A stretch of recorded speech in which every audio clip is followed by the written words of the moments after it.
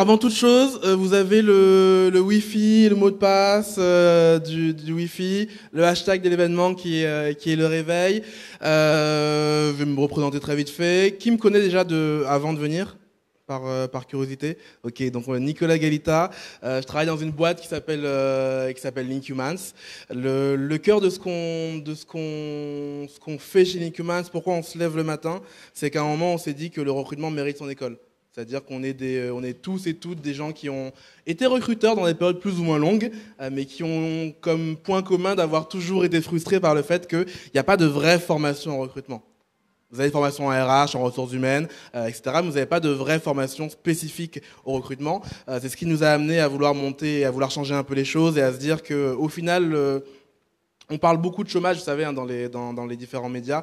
On a un pays qui est même morose, qui parle vraiment beaucoup de la question. Et au final, c'est pas les politiques qui font le gros du chômage, le gros de l'expérience d'un chercheur d'emploi. C'est les recruteurs.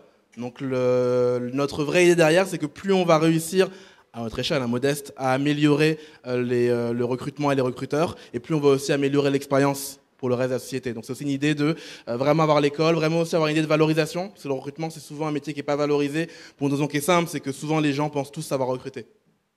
C'est le danger de ce type de métier, c'est que tout le monde pense pouvoir recruter, et il y a beaucoup d'idées reçues aussi. Quand les gens imaginent un recruteur, ils imaginent quelqu'un qui trie des CV. Donc c'est aussi le cœur de ce qu'on porte, c'est pour ça qu'on a des t-shirts un peu bisounours, I love recruteur, parce qu'on a vraiment au cœur de ce qu'on porte la valorisation du métier.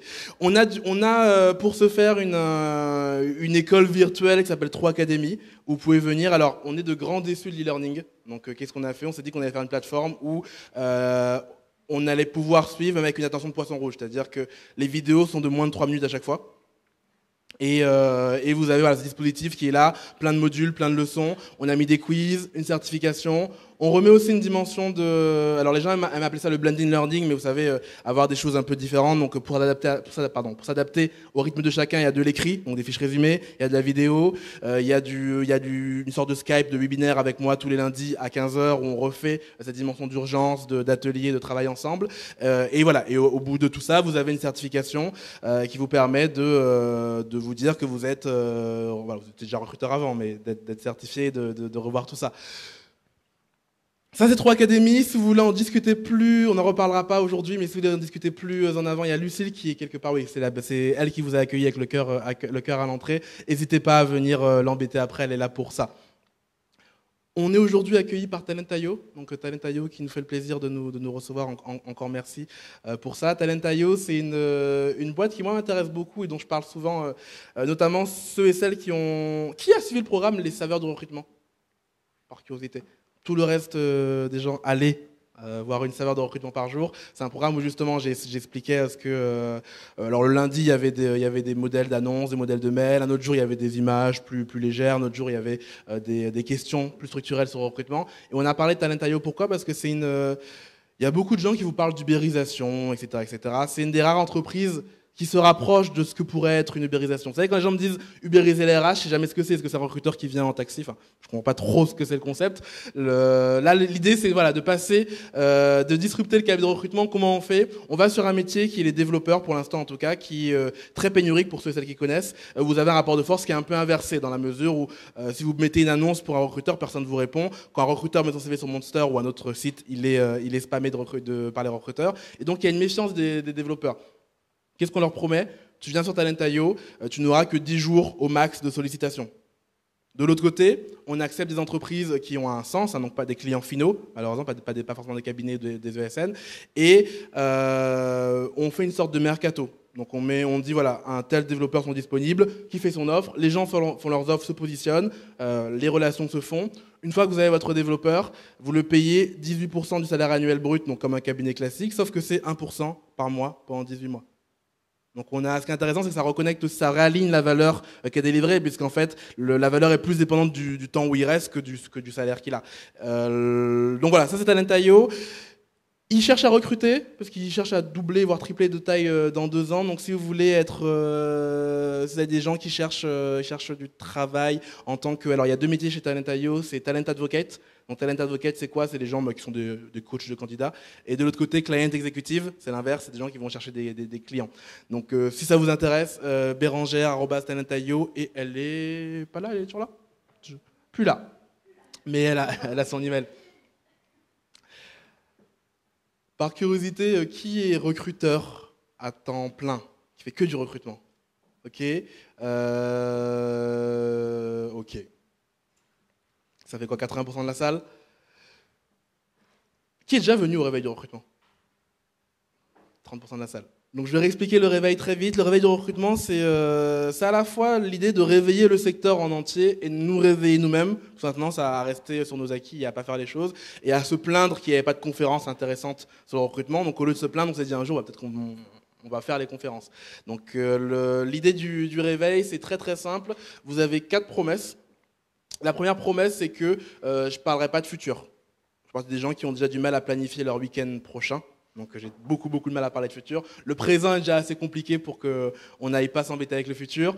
On ne fera pas de langue de bois. D'ailleurs, on reviendra à cette notion de langue de bois pendant la conférence. J'espère que vous vous ennuierez pas.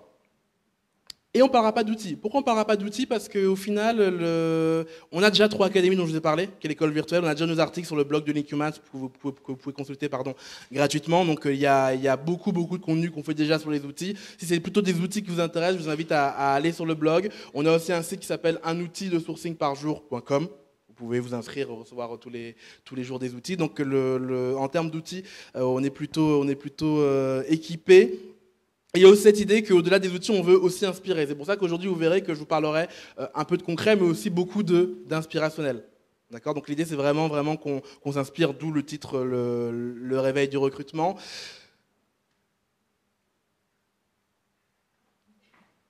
Je m'excuse par avance, en voulant écrire et en voulant aller vite, je me suis blessé à la main, donc là je suis sous médicaments, sous antalgique, donc si je suis un peu mou, c'est normal, je vais essayer de compenser.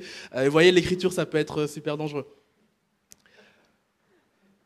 Et donc, ça me fait une transition pour la suite. La première chose que j'ai essayé de voir sur l'écriture, c'est de me demander comment ça se fait qu'on écrit si mal dans le recrutement. Quand vous regardez, voilà, la première annonce que j'ai trouvée sur un site emploi en tapant, on a l'impression de voir une liste de courses. Donc vous avez une liste de courses dans un langage très froid, organisé, autonome, dynamique. Je ne sais pas ce que c'est quelqu'un de dynamique. C'est quelqu'un qui va à cloche-pied au bureau, c'est quelqu'un qui a la... Je ne sais pas ce que ça veut dire quelqu'un de dynamique. Donc vous voyez, il y a beaucoup de langue de bois, beaucoup de choses obscures. Quand vous lisez 99% des annonces, on dirait qu'elles sont les mêmes. Peu importe le métier, peu importe l'entreprise, on dirait un grand document qui fait tout le long du web. Et c'est hyper ennuyeux à lire. Et d'ailleurs, quand vous parlez aux candidats, ils vous disent la même chose. Ils vous disent que voilà, je comprends pas trop. Souvent, vous savez, quand on voit les candidats, on se dit mais pourquoi ils n'ont pas été voir mon entreprise, qu'est-ce qu'elle fait? En fait, les gens vont. 80% des gens vont taper votre nom sur Google, mais ils comprennent rien. Ça, le truc, c'est qu'on ne comprend rien. Pareil sur les messages d'approche, vous avez énormément de messages d'approche. 95% des messages d'approche que je vois, c'est bonjour Nicolas, je m'appelle un tel, je suis recruteur dans telle boîte. Il se trouve que ton profil correspond parfaitement au poste que j'ai actuellement. Est-ce que tu as un CV à m'envoyer? Ça, c'est 95% des messages. C'est super ennuyeux. Déjà, première réaction quand je reçois ça, c'est « mais je ne vous connais pas. Laissez-moi tranquille, je ne vais pas vous faire un CV ». Donc vous voyez, il y a ce décalage entre nous, on a l'impression d'être en endroit conquis, et le fait que non, les gens ne nous attendent pas en fait. Donc c'est ce qu'on va voir ensemble. La première chose qui m'a interpellé, c'est qu'effectivement, quand vous y réfléchissez bien, le texte, le verbal est un média qui est assez inefficace. C'est-à-dire que quand quelqu'un vous dit par exemple j'ai peur, bah, la peur chez moi ne sera pas la même que la peur chez quelqu'un d'autre. Quand quelqu'un vous dit qu'il a froid, il n'a pas forcément la même réaction que vous. Donc quand vous dites par exemple un film il est bien, c'est pas la même expérience. Donc le texte, le verbal est un moyen très inefficace de communiquer de l'information. Pour ça, souvent, qu'on dit d'ailleurs qu'une image vaut 1000 mots. C'est que c'est très compliqué de décrire une image avec du texte. Qui a déjà entendu parler de cette fameuse loi comme quoi il y a dans la communication 55% qui vient du non-verbal, 33% qui vient du ton et 7% qui vient de l'écrit? Par lever de main. C'est complètement faux.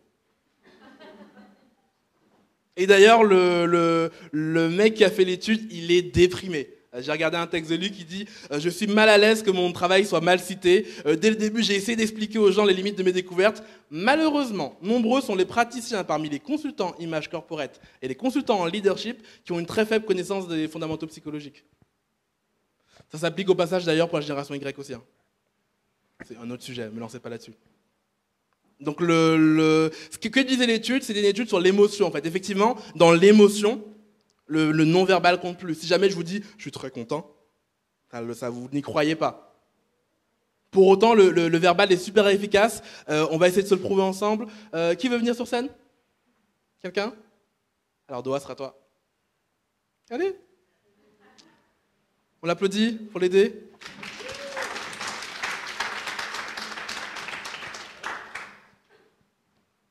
Si le non-verbal pouvait vraiment gérer 55%, 93% de la communication, les discours politiques seraient en langage des signes.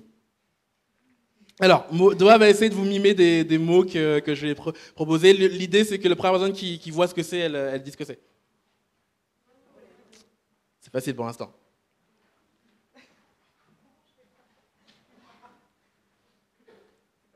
Oui, si, c'est possible.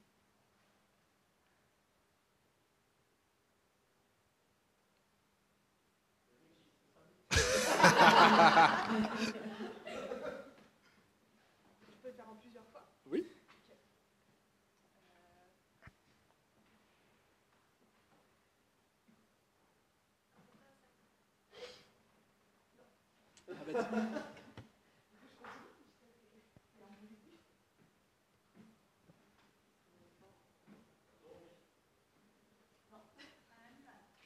Oui.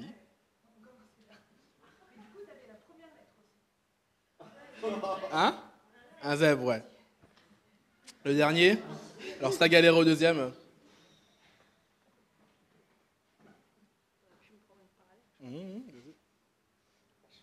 Oui, changer, tu as déjà dit.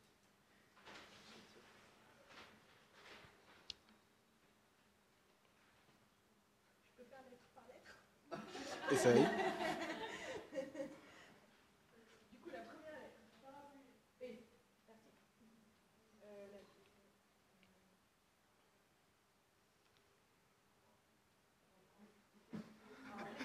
Ah oui, ah, un zèbre.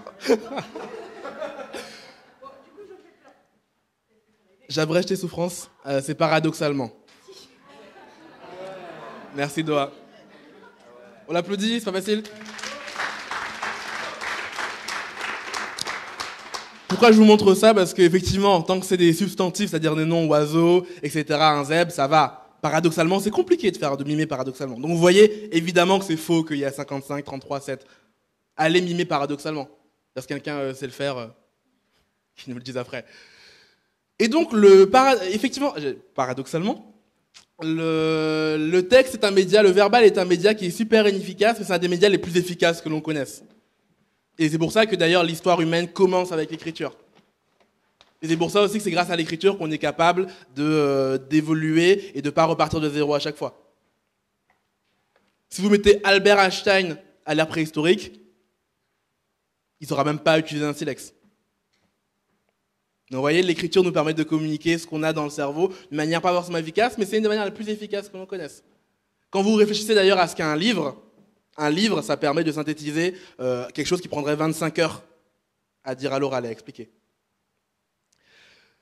La vraie question, c'est effectivement le texte a une dimension magique. On va essayer de voir ensemble d'où vient cette magie du texte. Dans toute magie, il n'y a en fait que du travail.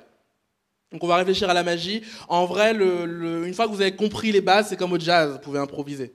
Mais il y a quelques fondamentaux qu'il faut d'abord connaître. Avec un petit paradoxe moi, que j'arrive pas à résoudre, c'est que les recruteurs, souvent, sont assez bons sur l'oral. Quand c'est pour faire des scénarios de chasse alambiqués, où je suis passé pour un journaliste, etc., les gens savent le faire.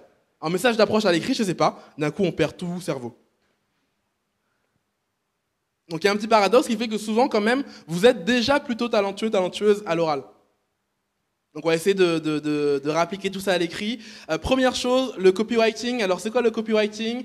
J'aime pas trop la traduction qui est conception-rédaction. C'est la matière publicitaire qui consiste à étudier justement les textes. Comment j'écris un texte pour convertir des audiences, pour convertir des foules, pour déclencher un acte d'achat. Et au final, le recrutement, comme tout, est un acte d'achat.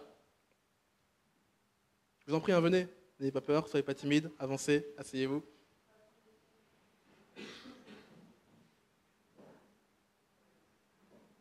Il y a 4 principes fondamentaux dans le copywriting, dans la conception-rédaction. C'est que chaque texte que vous allez écrire doit répondre à 4 questions. Les 4 questions, quelles sont-elles? C'est premièrement, qu'est-ce que je propose? En général, les gens savent dire ce qu'ils proposent. Deuxième question, en quoi c'est unique? On commence à avoir beaucoup moins de gens.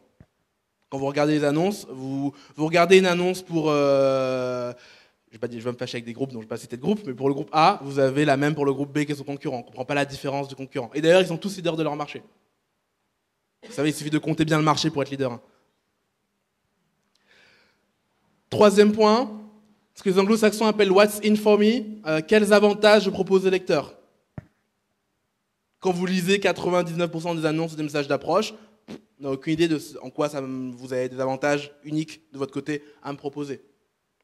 Et le dernier point, c'est comment j'anticipe et je rassure les peurs, les objections de mon lecteur.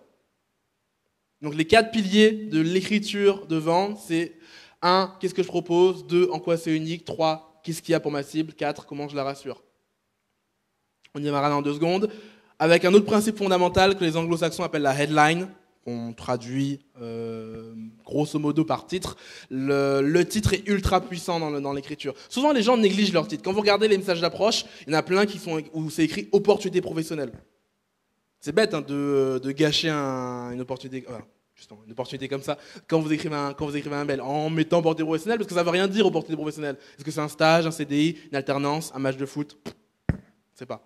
Donc l'idée, c'est que les emails que vous envoyez, les annonces que vous écrivez, 80% du temps, l'ouverture et la lecture se décident à partir de cet objet, à partir du titre. D'ailleurs, vous le voyez vous-même, quand vous regardez les journaux, les articles sur le web, vous lisez le titre et puis vous partagez. Puis de temps en temps, on lit en diagonale. Et d'ailleurs, j'ai été intéressé, il y a 3-4 mois, j'ai eu un client qui a fait, on a fait un travail justement sur 3 académies sur comment écrire une annonce plus impactante. Et du coup, ils ont écrit une annonce qui était sympa, mais ils ont fait un titre pourri. Et ce qui est marrant, c'est que tout le monde partageait l'annonce en vous disant, vous fiez pas au titre, l'annonce est bien. C'est quand même dommage. Autre point fondamental dans le copywriting, et c'est paradoxal parce qu'on parle de texte, mais c'est que l'image est surpuissante. Effectivement, un zèbre, c'est plus facile de vous le montrer en image. Et pareil, pour décrire une personne en particulier, il vaut mieux une photo que de la décrire à l'oral. Et en général, d'ailleurs, dans tous les éléments de vente, toutes les pubs, vous avez un texte, une image. Un texte, une image. Et pour les très très bons, vous avez juste une image. Et on reconnaît déjà la marque. Ça, c'est une pub qui a été faite par David Ogilvy, alors je ne sais jamais le dire, qui est un des précurseurs justement publicitaires de son temps et qui a d'ailleurs inspiré la série, je ne sais plus comment ça s'appelle, Mad Men, ouais, Mad Men. Et qui fait donc cette pub qui dit qu'à 90 km/h, le bruit le plus bruyant, le son le plus bruyant qu'il y a dans cette nouvelle Rolls-Royce, c'est l'horloge électrique. Et vous voyez là, en une phrase, il répond aux 4 points fondamentaux de l'écriture. C'est-à-dire, 1, on propose quoi? Une voiture performante. 2, elle est unique parce qu'elle est nouvelle. 3, elle m'apporte le fait qu'elle est performante. Et 4, elle résout ma peur qui est de faire du bruit. C'est-à-dire de ne pas avoir une voiture m'as-tu vu et qui fait du bruit de partout. Donc vous voyez, ça ne se voit pas forcément, mais l'écriture est hyper pensée sur cette pub-là. Parce que je réponds à chaque fois aux 4 choses. Et c'est pareil pour mes candidats. Il faut que je réponde à chaque fois à ces 4 piliers. Quand vous trouvez votre voix VOIX et que vous arrivez à avoir une écriture efficace, on est souvent capable de vous reconnaître, même sans les images. Est-ce que quelqu'un reconnaît l'entreprise là? Ouais, vas-y, c'est exactement. J'ai pas besoin de vous montrer l'image, vous reconnaissez l'entreprise. Parce qu'elle a un ton qui n'est pas comme les autres. Donc ça, le but, c'est d'arriver à avoir un ton qui est reconnaissable. Tout à l'heure, je suis allé acheter de la nourriture. Je suis arrivé avec Doha devant ce rayon qui n'a rien de spécifique. Mais d'un coup, je me suis mis à chanter un petit cube, deux petits cubes, c'est l'heure de la Péricube. Et j'ai acheté un Péricube. Alors ça fait 3 ans que je n'avais pas acheté. Et là, la puissance du marketing, la puissance d'avoir un texte qui marque les esprits, c'est même 3 ans après, je me rappelle encore du slogan sonore. L'autre chose qui est importante à avoir en tête, c'est que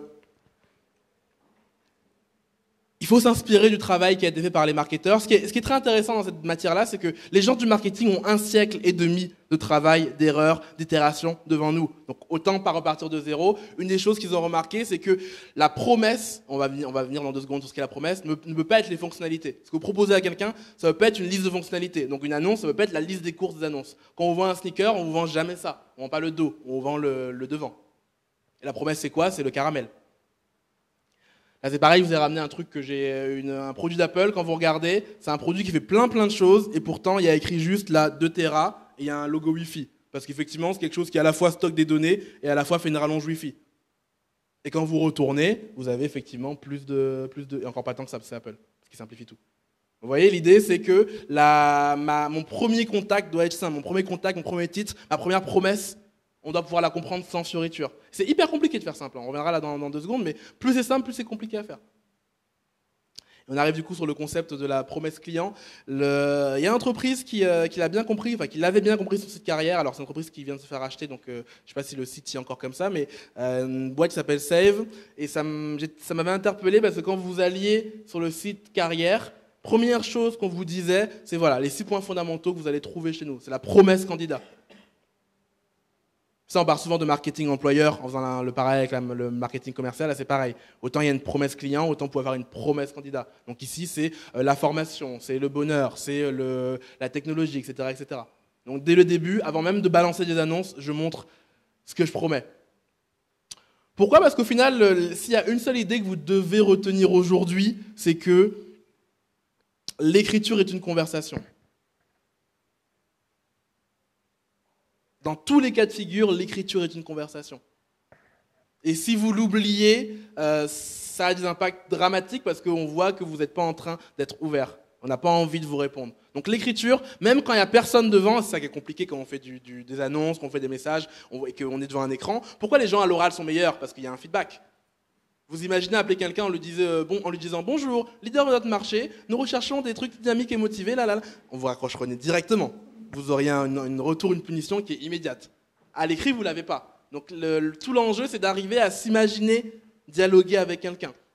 Il y a un document qui est super intéressant qui s'appelle le Manifeste des évidences. Je vous invite à aller regarder. Ça a été écrit il y a 15 ans et ça parlait du web, justement. En 99, ça parlait du changement que le web apportait. Et ce qui est marrant, c'est qu'ils ne sont pas focalisés sur la technologie.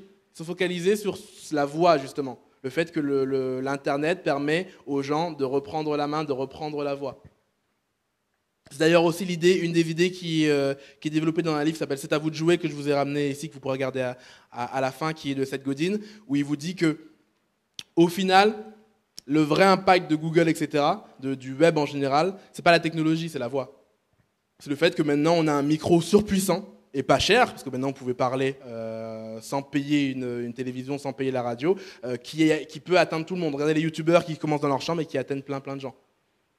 La manière, quand vous réfléchissez à Uber, qu'est-ce qui est intéressant dans Uber? C'est pas l'application, c'est pas le taxi. Conduire des gens d'un point A à un point B, ça existe depuis Jésus-Christ. Ce qui est intéressant, c'est le fait que justement, vous pouvez noter les chauffeurs, donner votre avis. Et du coup, ça crée un système positif où les gens sont gentils. T'as jamais demandé pourquoi les chauffeurs Uber étaient gentils? Parce qu'en fait, on les vire, ils ne sont pas gentils. Pas gentils.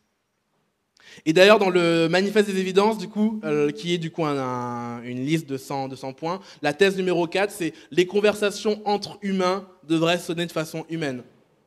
Et elles sont menées sur un ton humain entre êtres humains. C'est très redondant, hein, mais c'est pour ça rentre. Comment on gère ce paradoxe qui est à la fois de parler à une foule et de faire une conversation dans le copywriting?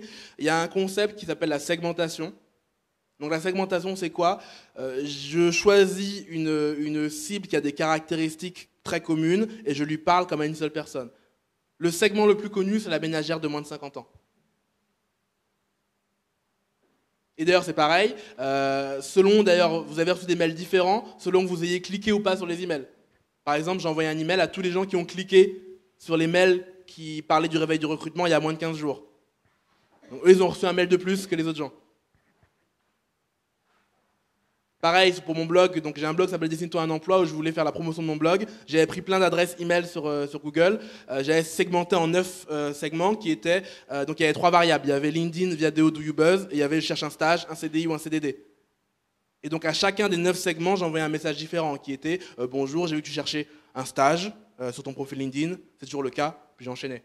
Donc j'avais 9 mails différents qui étaient envoyés à chaque fois à 100 personnes. Hein. Mais c'est 9 mails différents. Donc vous voyez comment j'arrive à équilibrer l'équation. Si je reviens au recrutement, c'est pareil. Dans vos messages de refus, au final, il n'y a pas 36 000 raisons de refuser les gens, en premier abord. Donc on pourrait très bien lister les 5-6 raisons qui font qu'on refuse les gens, faire 5-6 mails types qui sont déjà rédigés, et par pitié sur un ton humain, et après les envoyer. Vous voyez comment j'arrive à équilibrer le fait que je ne peux pas effectivement répondre à une personne par une personne, mais que j'arrive quand même à segmenter et à personnaliser. Autre thèse du manifeste des évidences, qui est la thèse numéro 25, c'est les entreprises devraient descendre de leur tour d'ivoire si elles espèrent instaurer une relation avec nous. C'est très compliqué, hein. Souvent j'ai encore des recruteurs je ne sais pas si je dois appeler la vieille école, je déteste dire la vieille école, donc disons la mauvaise école. Il n'y a pas de vieille et de nouvelle école, il n'y a que des bonnes et des mauvaises écoles. Donc la mauvaise école qui ont pour réflexe de se dire voilà, c'est moi le recruteur, c'est moi qui recrute, c'est le candidat qui doit m'écouter, c'est lui qui... Même il y en a qui font des entretiens méchants, ça existe encore, hein, pour stresser les candidats. Et du coup, si vous, dès le départ, vous écrivez d'une tour d'ivoire, c'est compliqué d'avoir une relation avec quelqu'un. Il y a un article intéressant sur le copywriting qui s'appelle les 43 astuces d'écriture pour sauver votre blog du naufrage. Je vous invite à aller le regarder. Ce qui m'intéresse avec ce blog, c'est que il dit dès le début, je vais vous dire le secret qui fait que vos articles ne marchent pas. C'est pas le référencement, c'est pas l'alignement Mars et Vénus. Vos articles sont nuls. Et souvent, on n'a pas l'humilité de se remettre en question et de se dire qu'en fait notre écriture est juste nulle et qu'on ne nous répond pas parce que l'écriture elle est nulle. Je le disais la dernière fois sur la conférence sur le temps, les gens ont souvent tendance à négliger l'impact du talent. Vous savez, j'ai eu des clients très différents et je vois du coup des messages d'approche avec des niveaux très différents. Et pourtant, les gens me disent toujours, voilà, non, je peux pas faire mieux, les clients ne me répondent pas, c'est leur faute, je ne comprends pas. Et d'ailleurs, souvent, les gens s'adaptent à votre niveau. Vous savez, souvent, il y a des recruteurs qui mettent sur LinkedIn des annonces comme ils annoncent une Twingo. Bonjour, recherche, chargé de recrutement, à pourvoir à ZAP. Et les gens, du coup, répondent de manière aussi négligée.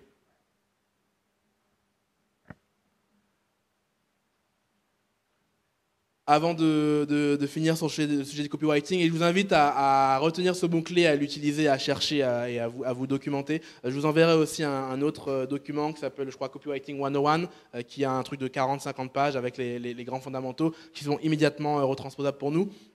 Faites très attention, souvent quand on explique à quelqu'un qu'il faut avoir une démarche plus marketing, il tombe dans la caricature. C'est bonjour, ma vie a changé depuis que j'utilise tel produit. Le marketing Tampax. Évitez à tout prix de tomber dans cette caricature-là. Pareil, vous savez, le fameux opportunité professionnelle, à opportunité géniale, à rejoindre dès maintenant. Limite, on voit les flashs en rouge et les boutons sur cliquer. Beaucoup de gens écrivent comme ça. D'ailleurs, le simple fait d'écrire opportunité professionnelle, c'est déjà s'inscrire dans ce genre de marketing. On dit que c'est une opportunité, mais en fait, moi, j'en sais rien. Si vous savez le nombre de gens qui m'écrivent des opportunités et c'est même pas mon métier, c'est ingénieur par exemple, c'est pas une opportunité pour moi. Évitez de tomber dans cette caricature. Alors, puisqu'on parle de caricature, on va passer aux erreurs les plus courantes dans l'écriture. La première erreur, c'est ce que j'appelle la communication SNCF. Alors, je dis pas ça parce que j'ai quelque chose contre la SNCF, mais parce que tout le monde comprend. Ce week-end, j'étais à Avignon. Le train qui était devant nous a eu un choc anormal. Donc bonjour mesdames et messieurs, le train devant nous a un choc anormal, on va s'arrêter. Et on a été arrêté pendant 1h18, parce que le train avec un choc anormal et sans information. Et c'est ce qui est rageant, c'est de ne pas avoir d'infos, parce qu'on vous dit, il repart dans 10 minutes, il repart dans 15 minutes, il repart, et au final. C'est ce qui fait que vous enragez, parce qu'on ne vous dit pas. Alors moi, pour le coup, je l'ai vécu très sereinement, parce que j'avais une amie qui était dans le train en question, qui avait fait le choc, et du coup, elle me donnait des infos en temps réel. Parce qu'au final, ce qui est marrant, c'est qu'ils n'ont pas les infos, apparemment, entre eux. Je parlais avec Jean de la SNCF sur le quai, parce que du coup on est descendu à quai, et je lui disais, apparemment c'est... parce que le grand dilemme c'était, est-ce que c'est un choc avec un animal ou avec un humain? C'est un humain, on est là pour 6 heures. Et donc j'ai appris par ma pote que c'était un animal, je le dis au contrôleur, il me dit, ah super, je dis, mais vous n'avez pas iMessage, enfin, vous n'avez pas de communication. Donc la communication est primordiale, et c'est ce qui fait aussi que les gens aussi aiment avoir leur chauffeur Uber, c'est qu'on leur dit à l'avance combien ils vont payer, les choses sont transparentes. Donc négligez jamais le fait d'être transparent. Souvent, on a le réflexe, quand on est dans des situations embarrassantes, de vouloir se refermer sur soi-même, au contraire, et de ne pas communiquer. Autre exemple très concret, dont je vous ai parlé dans les saveurs, quand la SNCF vous dit on a un problème de caténaire, alors déjà, il pourrait vous dire que ça prend forcément 2 heures. Enfin, une heure, mais on ne vous le dit pas. Et ensuite, quand vous dites à quelqu'un, excusez pour la gêne occasionnée, déjà vous n'y croyez pas, quand vous lui parlez de caténaire, il ne sait pas ce que c'est. Qui sait ce que c'est une caténaire? Quand même, il y a des fans de ferroviaire. En fait, la caténaire, c'est ce qui relie le train à l'électricité. Donc, ce que pourrait dire la SNCF, c'est de vous dire, on est désolé, il y a une rupture du caténaire. Le caténaire, en fait, c'est comme le disjoncteur chez vous. Sauf que chez nous, le disjoncteur, il a 40 mètres de haut, il n'y a pas d'escalier, on attend les gens qui vont escalader. Vous pourriez ressentir de l'empathie à ce moment-là. Vous voyez, l'idée, c'est comment je parle aux gens en partant de leur expérience, on reviendra là-dessus aussi, pour avoir quelque chose qui leur parle dans leur trip. L'autre grosse erreur que font tous les débutants et les débutantes, c'est de confondre les questions de longueur et les questions de concision. Si vous demandez à quelqu'un qui écrit pas, qu'est-ce qu'il faut faire? Il vous dira qu'il faut écrire court. Mais on s'en fiche de court ou pas court. C'est-à-dire que Harry Potter, ça fait 6500 pages, les gens les lisent. L'annonce du début, elle fait même pas une page, j'ai eu du mal à la lire. J'ai lu Harry Potter. Donc vous voyez, c'est plutôt une question de est-ce que c'est captivant ou pas. Par contre, effectivement, les gens confondent du coup la concision et la longueur. C'est quoi la concision? C'est la fameuse phrase, hein. La perfection, c'est pas quand il n'y a plus rien à rajouter, c'est quand il n'y a plus rien à enlever. Donc c'est d'arriver à ne dire que des choses qui ont un sens. En parlant de choses qui ont un sens, les gens utilisent souvent très mal les chiffres. Vous savez, on vous dit, pour illustrer, vous mettez des chiffres parce que l'esprit, il y a une partie du cerveau qui va concrètement se rattacher aux chiffres. Le problème, c'est qu'il faut donner un chiffre qui parle aux gens. Si vous dites juste aux gens, on a 10 milliards de chiffre d'affaires, ça parle à personne. Personne ne s'est jamais dit, wouh, super, il y a 10 milliards, je rejoins la boîte. Pour une raison qui est simple, c'est que personne ne sait ce que c'est 10 milliards. Vous n'arrivez pas dans votre tête à savoir ce que c'est 10 milliards. C'est la dernière fois, on faisait une conférence sur le temps et je voulais expliquer qu'il y avait des différences de productivité énormes entre les gens. Et pour ce faire, j'ai illustré le fait que Apple faisait 30 milliards de chiffre d'affaires, 45 milliards pardon, de bénéfices, quand Renault n'en faisait que 3 milliards. Mais je ne l'ai pas dit comme ça. J'ai dit aux gens, un employé de chez Apple fait en 17 jours ce que génère un employé de chez Renault en un an. Là, le chiffre peut vous parler. Vous voyez ce que c'est un an, 17 jours, ça vous ramène à des choses très concrètes. Quand je vous dis 45 milliards, 3 milliards, l'autre erreur qui est hyper courante, c'est de confondre bien écrire avec écrire les bonnes choses. Je ne sais pas pourquoi tout le monde se prend pour Marcel Proust. Tout le monde essaie de faire des grandes phrases alambiquées, avec du grand style. Vous n'êtes pas là pour postuler au prix Goncourt. On n'est pas là pour faire de la littérature. L'idée, c'est d'avoir une écriture efficace. Et donc, c'est mieux si vous écrivez bien, évidemment, toutes choses égales par ailleurs. Mais avant ça, pensez à écrire les bonnes choses. On a fait un exercice chez un client où on a fait un peu une conférence qui ressemblait, et on a fait un exercice qui était écrire une annonce en langage familier, puis la jouer. Donc ils sont venus et ils ont joué l'annonce en langage familier. D'un coup, on comprenait le poste. Parce qu'une fois qu'ils sont débarrassés des lourdeurs de style, ils arrivaient à dire les choses. Alors si ce n'est que ça, écrivez d'abord en langage familier et puis retraduisez. Beaucoup de gens ont du mal à écrire à la fois des bonnes choses et à la fois écrire en langage soutenu. Donc si ce n'est que ça, écrivez d'abord en langage familier et après voyez. Pareil, moi sur les candidats, je travaille souvent avec eux sur la lettre de motivation. Et j'ai fait un exercice avec quelqu'un, je ne sais pas pourquoi ça marche si bien, mais quand la personne a une autre langue maternelle que le français, elle passe dans sa langue maternelle, elle traduit après. Et c'est très compliqué de faire la langue de bois en traduisant. Qui sait dire leader de son marché en espagnol? La bonne expression. Donc vous voyez, n'hésitez pas à vous débarrasser de la question du style et après à vous y intéresser. D'ailleurs, de manière générale, ce qui marche le mieux dans l'écriture, c'est de séparer toutes les phases. Je ne vais pas détailler parce que vous n'êtes pas là pour apprendre à faire des articles de blog, mais quand moi j'écris mes articles, je sépare la phase, j'ai des idées, donc j'ai un bloc-notes à idées qui me viennent dans la douche, dehors, les idées ne viennent jamais devant une chaise. Séparé de l'outil où je fais mon plan, séparé de l'outil où j'écris, il n'y a pas de gras, il n'y a pas d'italique, il y a que de l'écriture, séparé de l'outil où je fais du gras, l'italique, des photos, etc., etc. Donc le fait de séparer les phases, en général, ça permet de mieux écrire. Faisons un pacte aujourd'hui. Que personne ne me pose de questions sur le vouvoiement et le tutoiement. J'en peux plus. J'en peux vraiment plus. On s'en fiche. C'est-à-dire que tous les messages que vous allez voir, faites-les en vous, faites-les en tu, faites-les comme vous voulez. Et mesurez ce qui marche le mieux pour votre cible, parce que j'imagine qu'il y a des cibles où le vouvoiement marche mieux, il y a des cibles où le tutoiement marche mieux, mais ça, c'est à vous de le regarder. Donc, on ne parlera pas aujourd'hui de tutoiement et de vouvoiement. Autre erreur que je vois hyper souvent, c'est se cacher derrière les différences d'audience en se disant oui, mais moi, c'est différent. Je parle à des comptables, je parle à des contrôleurs de gestion, c'est différent. Et du coup, j'écris le même message que tout le monde. C'est très très marrant à voir quand vous avez une position comme moi qui est formateur, c'est que moi, je vois du coup plein de gens en formation, et je vois tout le monde me dit c'est différent, et ils écrivent le même message. En fait, ce qu'ils veulent dire, c'est j'ai la flemme de travailler. Donc, vous cachez pas derrière les différences d'audience, évidemment qu'il y en a. Mais il y a quand même une certaine universalité dans l'écriture qui fait que vous pouvez écrire des bonnes choses, même sans penser à l'audience. Quand Victor Hugo écrit un livre, il ne se dit pas je vais écrire une version pour les filles, une version pour les hommes, une version pour les moins de 40 ans. Enfin, il y a un seul livre. L'autre gros souci, et si vous avez compris l'idée phare que l'écriture est une conversation, c'est de parler comme les autres. Il n'y a pas de conversation possible avec quelqu'un qui répète des choses qu'il a entendues. Vous imaginez quelqu'un qui est en soirée, vous ferait que répéter des choses qu'il a entendues? Ce serait insupportable. Donc faites très attention à aller pas recopier des choses. En plus, souvent, les gens ne savent pas écrire, donc recopiez pas des choses médiocres. Je vois beaucoup de gens, là, le truc à la mode en ce moment, c'est j'aimerais en échanger avec vous. Et ce qui est marrant, c'est que les gens qui l'écrivent sont persuadés que ça se dit. J'ai beau leur dire que non, ils sont persuadés que ça se dit. Et pourquoi? Parce qu'ils se le répètent les uns les autres. Pareil, dynamique et motivé. Pourquoi on dit dynamique et motivé et jamais motivé et dynamique? Parce qu'on répète ce qu'on a entendu. D'ailleurs, si quelqu'un veut m'expliquer ce que c'est quelqu'un de motivé et dynamique, je ne sais toujours pas ce que c'est. Tu peux rire, c'est pas grave. Tout va bien se passer. Dernière erreur, souvent les gens en fait essayent de tromper leur auditoire.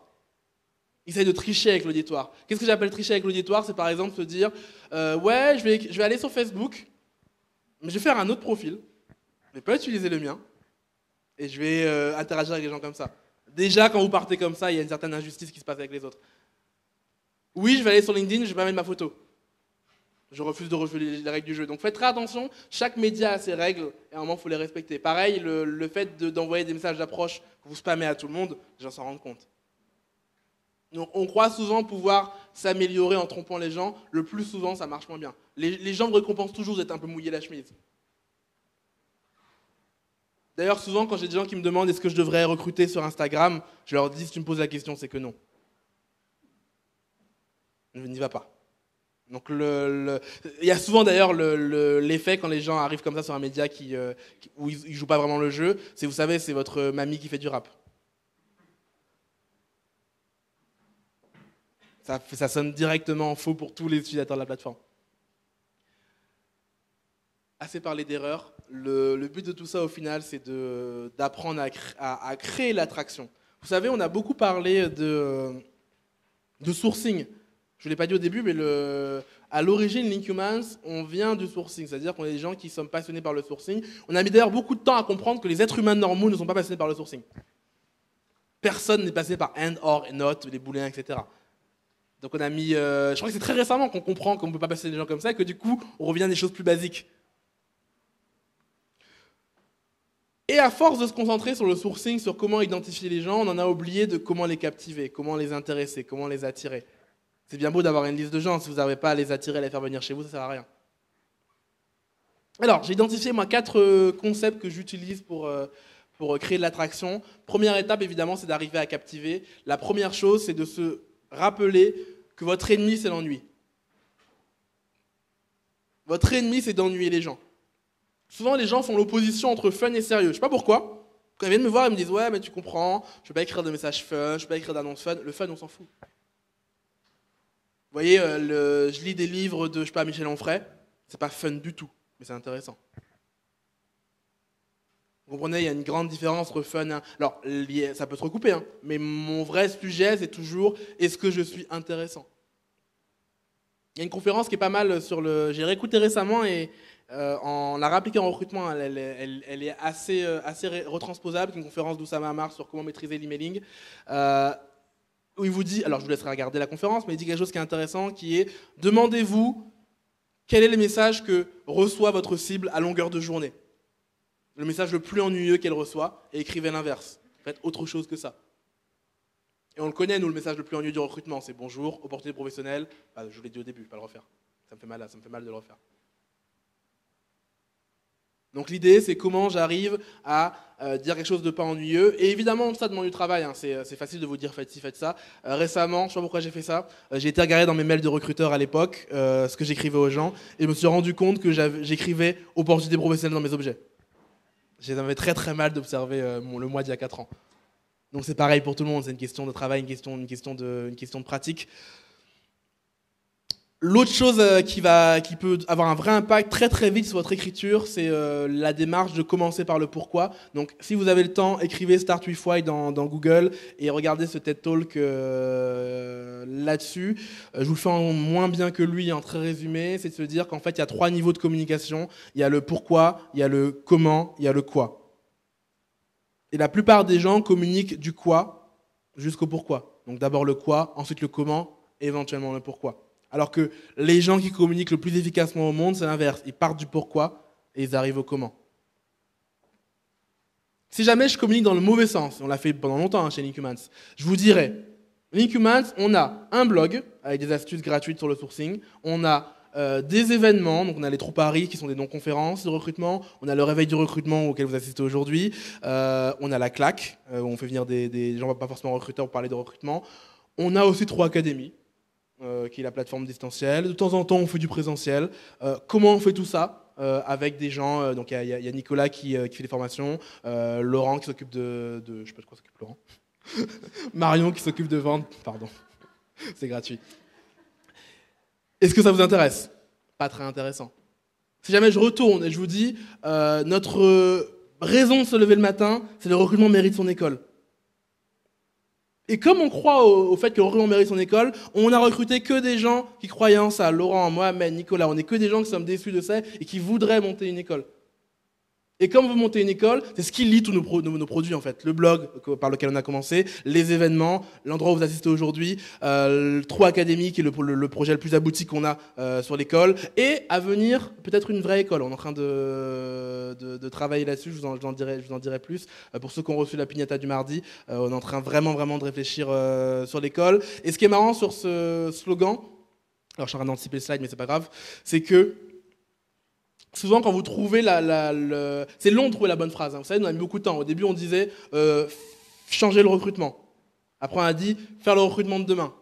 Après, on a dit faire le recrutement d'aujourd'hui. Parce que le recrutement est un art.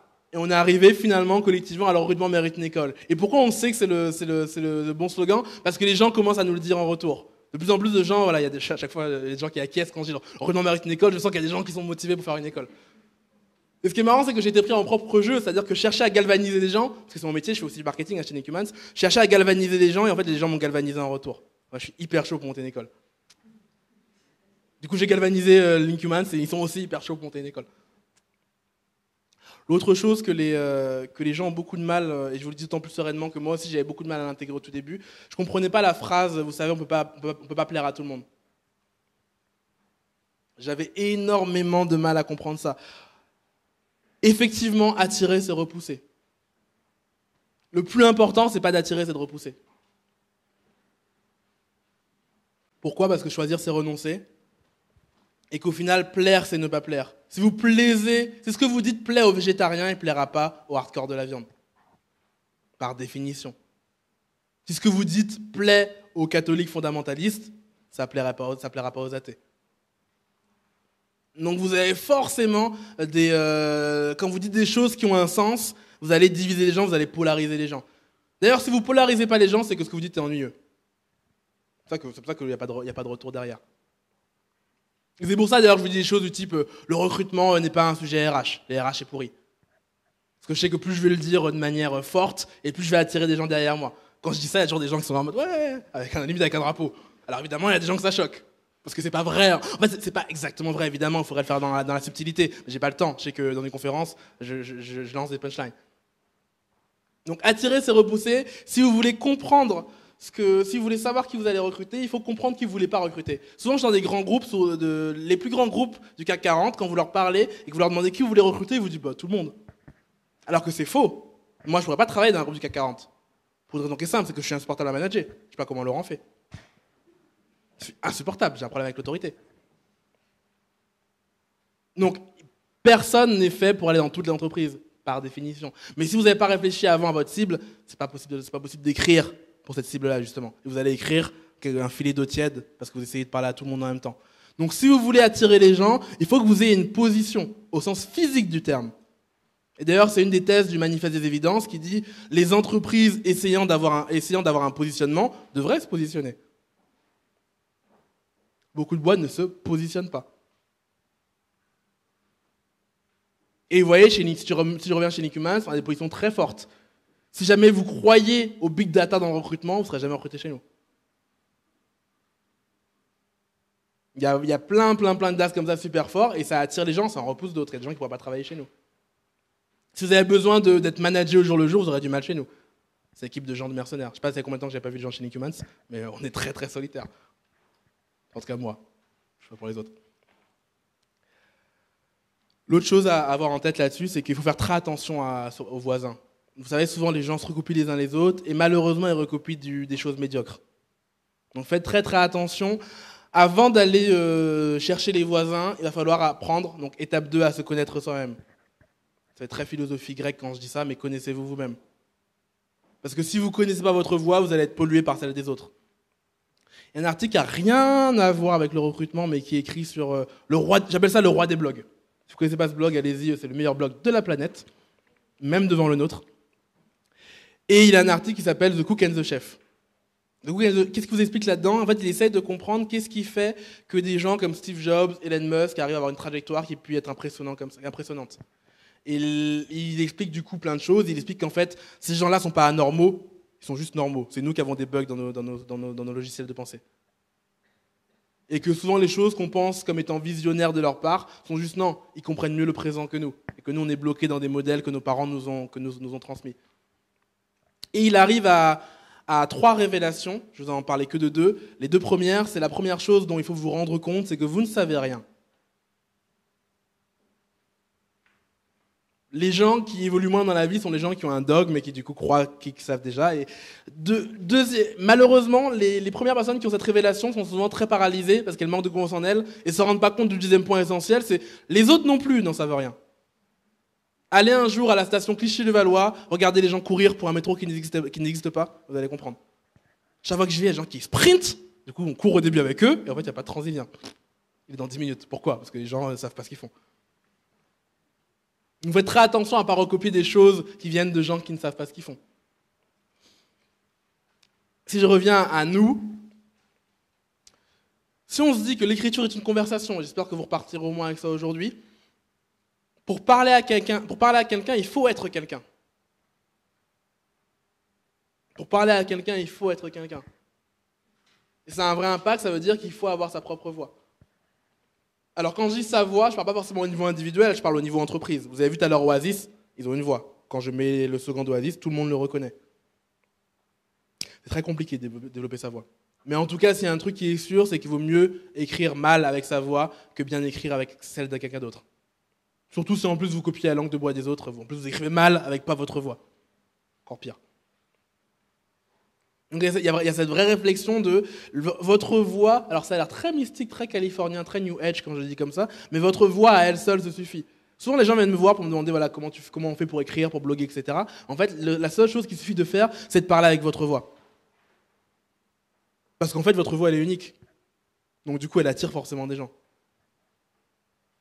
La grosse erreur des gens qui veulent lancer des blogs ou de l'écriture, c'est de se dire ouais, mais il y a déjà un blog qui fait ci, qui fait ça. On s'en fout. Parce qu'en vrai, il n'a pas votre voix. Alors c'est sûr que si vous reprenez la même bouillie tiède, non, c'est pas intéressant. L'autre point à avoir en tête, c'est cette dimension de culture, alors qui est très compliquée. Nous, on a mis on a mis beaucoup de temps avant d'identifier ce qu'était notre culture, qu'en fait, l'œil ne peut pas se voir lui-même. C'est dur de se comprendre soi-même. Et donc la culture, c'est quoi? C'est ce qui vous rend différent des autres. Vous savez, hein, quand vous voyez un Français, vous voyez 2 Français, vous voyez 3 Français, vous voyez le point commun qu'ils ont entre eux. Vous voyez un Anglais, 2 Anglais, 3 Anglais, vous voyez le point commun qu'ils ont entre eux. C'est ça la culture.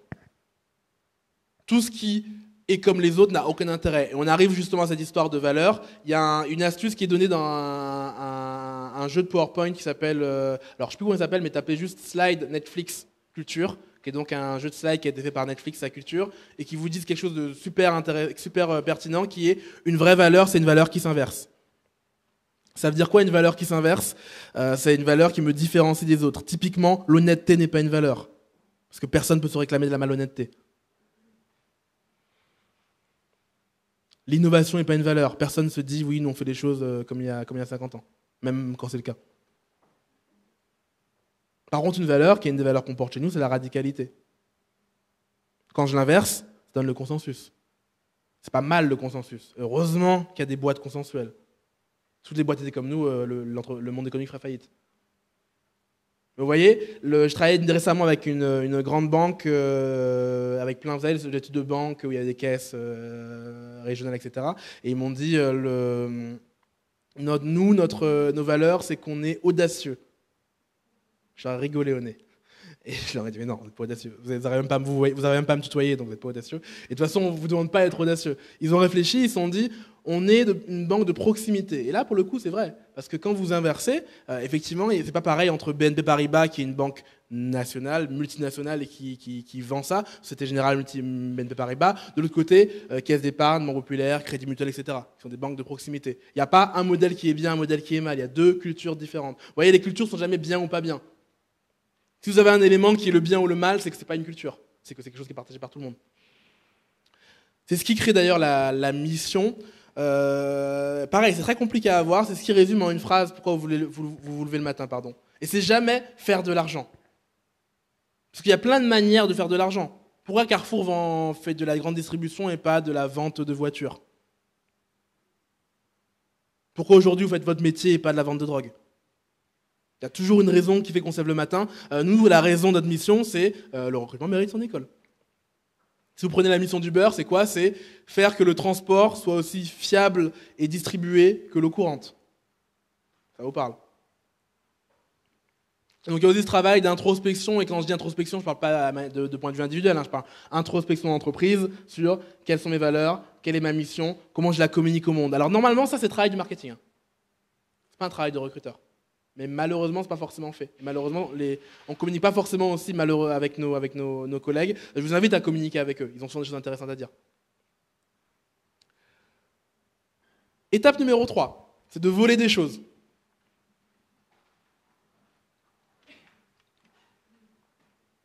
Alors, je viens de vous dire de faire attention à ne pas copier les autres. Je vais vous dire l'inverse maintenant. Une fois que vous êtes solide sur vos appuis et que vous savez qui vous êtes, vous pouvez vous mettre à voler des choses. Vous savez, les gens qui commencent dans l'écriture et tout, ou l'art, ont toujours cette idée qu'on doit faire des choses originales. Ça fait bien longtemps qu'il n'y a plus de choses originales. Je vous ai amené un livre qui raconte ça, qui s'appelle Voler comme un artiste, et il dit justement ça. Là, c'est très naïf de croire ça. Et en fait, l'idée, c'est comment j'arrive à m'inspirer des meilleures choses, à les mélanger, à faire quelque chose de bien. Vous voyez, vous avez a priori la moitié des gènes de votre père et la moitié des gènes de votre mère, et pourtant vous n'êtes ni votre père ni votre mère. D'ailleurs, c'est pareil, si vous allez lire les gens qui m'inspirent, Oussama Ammar, Franck Lepage, Tim Urban, ces gens-là, dans certains livres, vous allez vous dire, mais il m'a arnaqué Nicolas, en fait, il répète juste ce qui est écrit là. Oui, je l'assume. Picasso, les bons artistes copient, les grands artistes volent. Salvador Dali, ceux qui n'imitent rien ne produisent rien.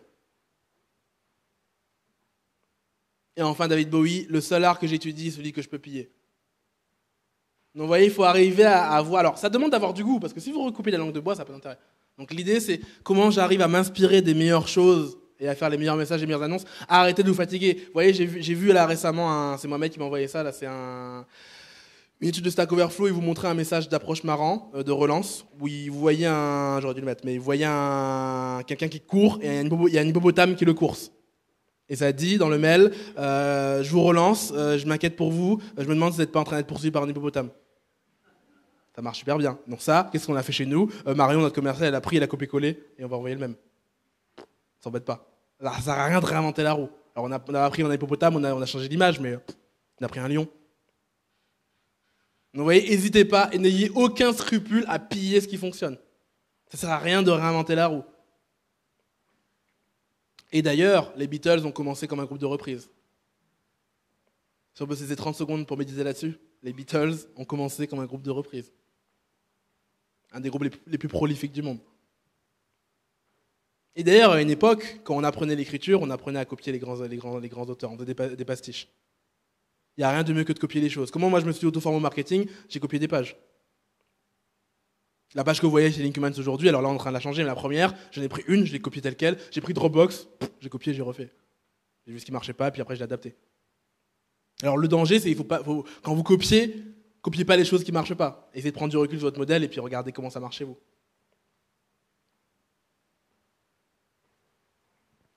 D'ailleurs, avant de passer au prochain, c'est un des grands mauvais réflexes des gens. C'est que souvent, quand vous donnez des exemples aux gens, ils oublient que les exemples ne sont là que pour illustrer une situation et qu'aucune situation n'est duplicable exactement. Et ils vous disent, ouais, mais dans mon secteur, tu vas faire comme ci ou comme ça, tutoiement ou vouvoiement, oui, mais on s'en fiche. Radapte ta situation. Évidemment que ce n'est pas exactement comme ça que tu vas pouvoir recopier.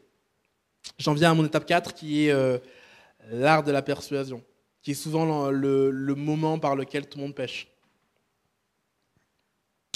Pourquoi? Parce qu'il y a une naïveté, c'est que souvent les gens pensent que le mieux c'est de convaincre. Tout le monde voit la différence entre convaincre et persuader, donc convaincre j'en appelle à la raison, persuader j'en appelle à l'émotion, aux intérêts, etc. Il faut les deux, mais persuader ça marche très très bien. D'ailleurs, si vous pensez que convaincre marche, essayez de discuter avec quelqu'un qui est du bord politique opposé au vôtre pendant les élections.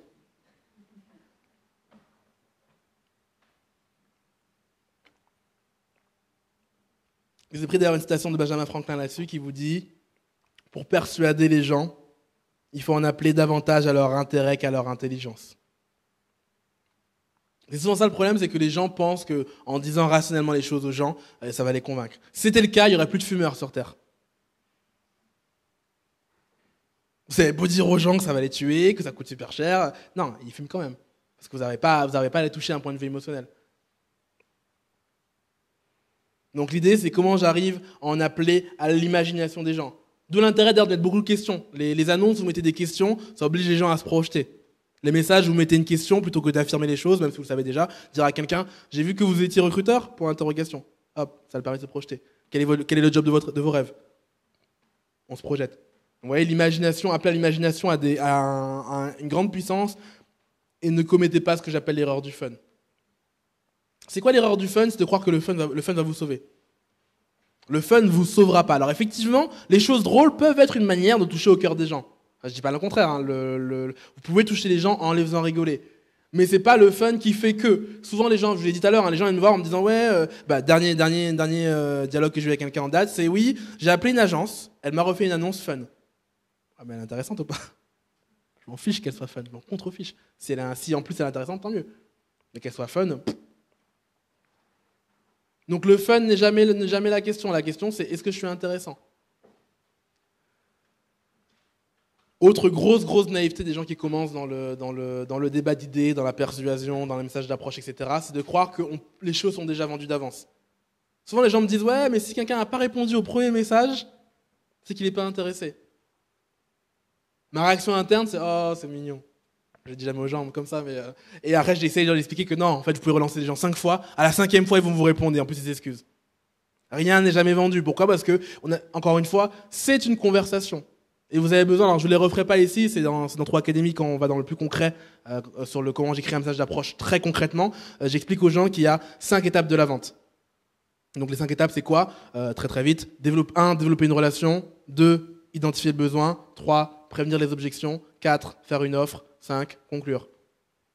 Et souvent les gens passent direct à 4, faire une offre.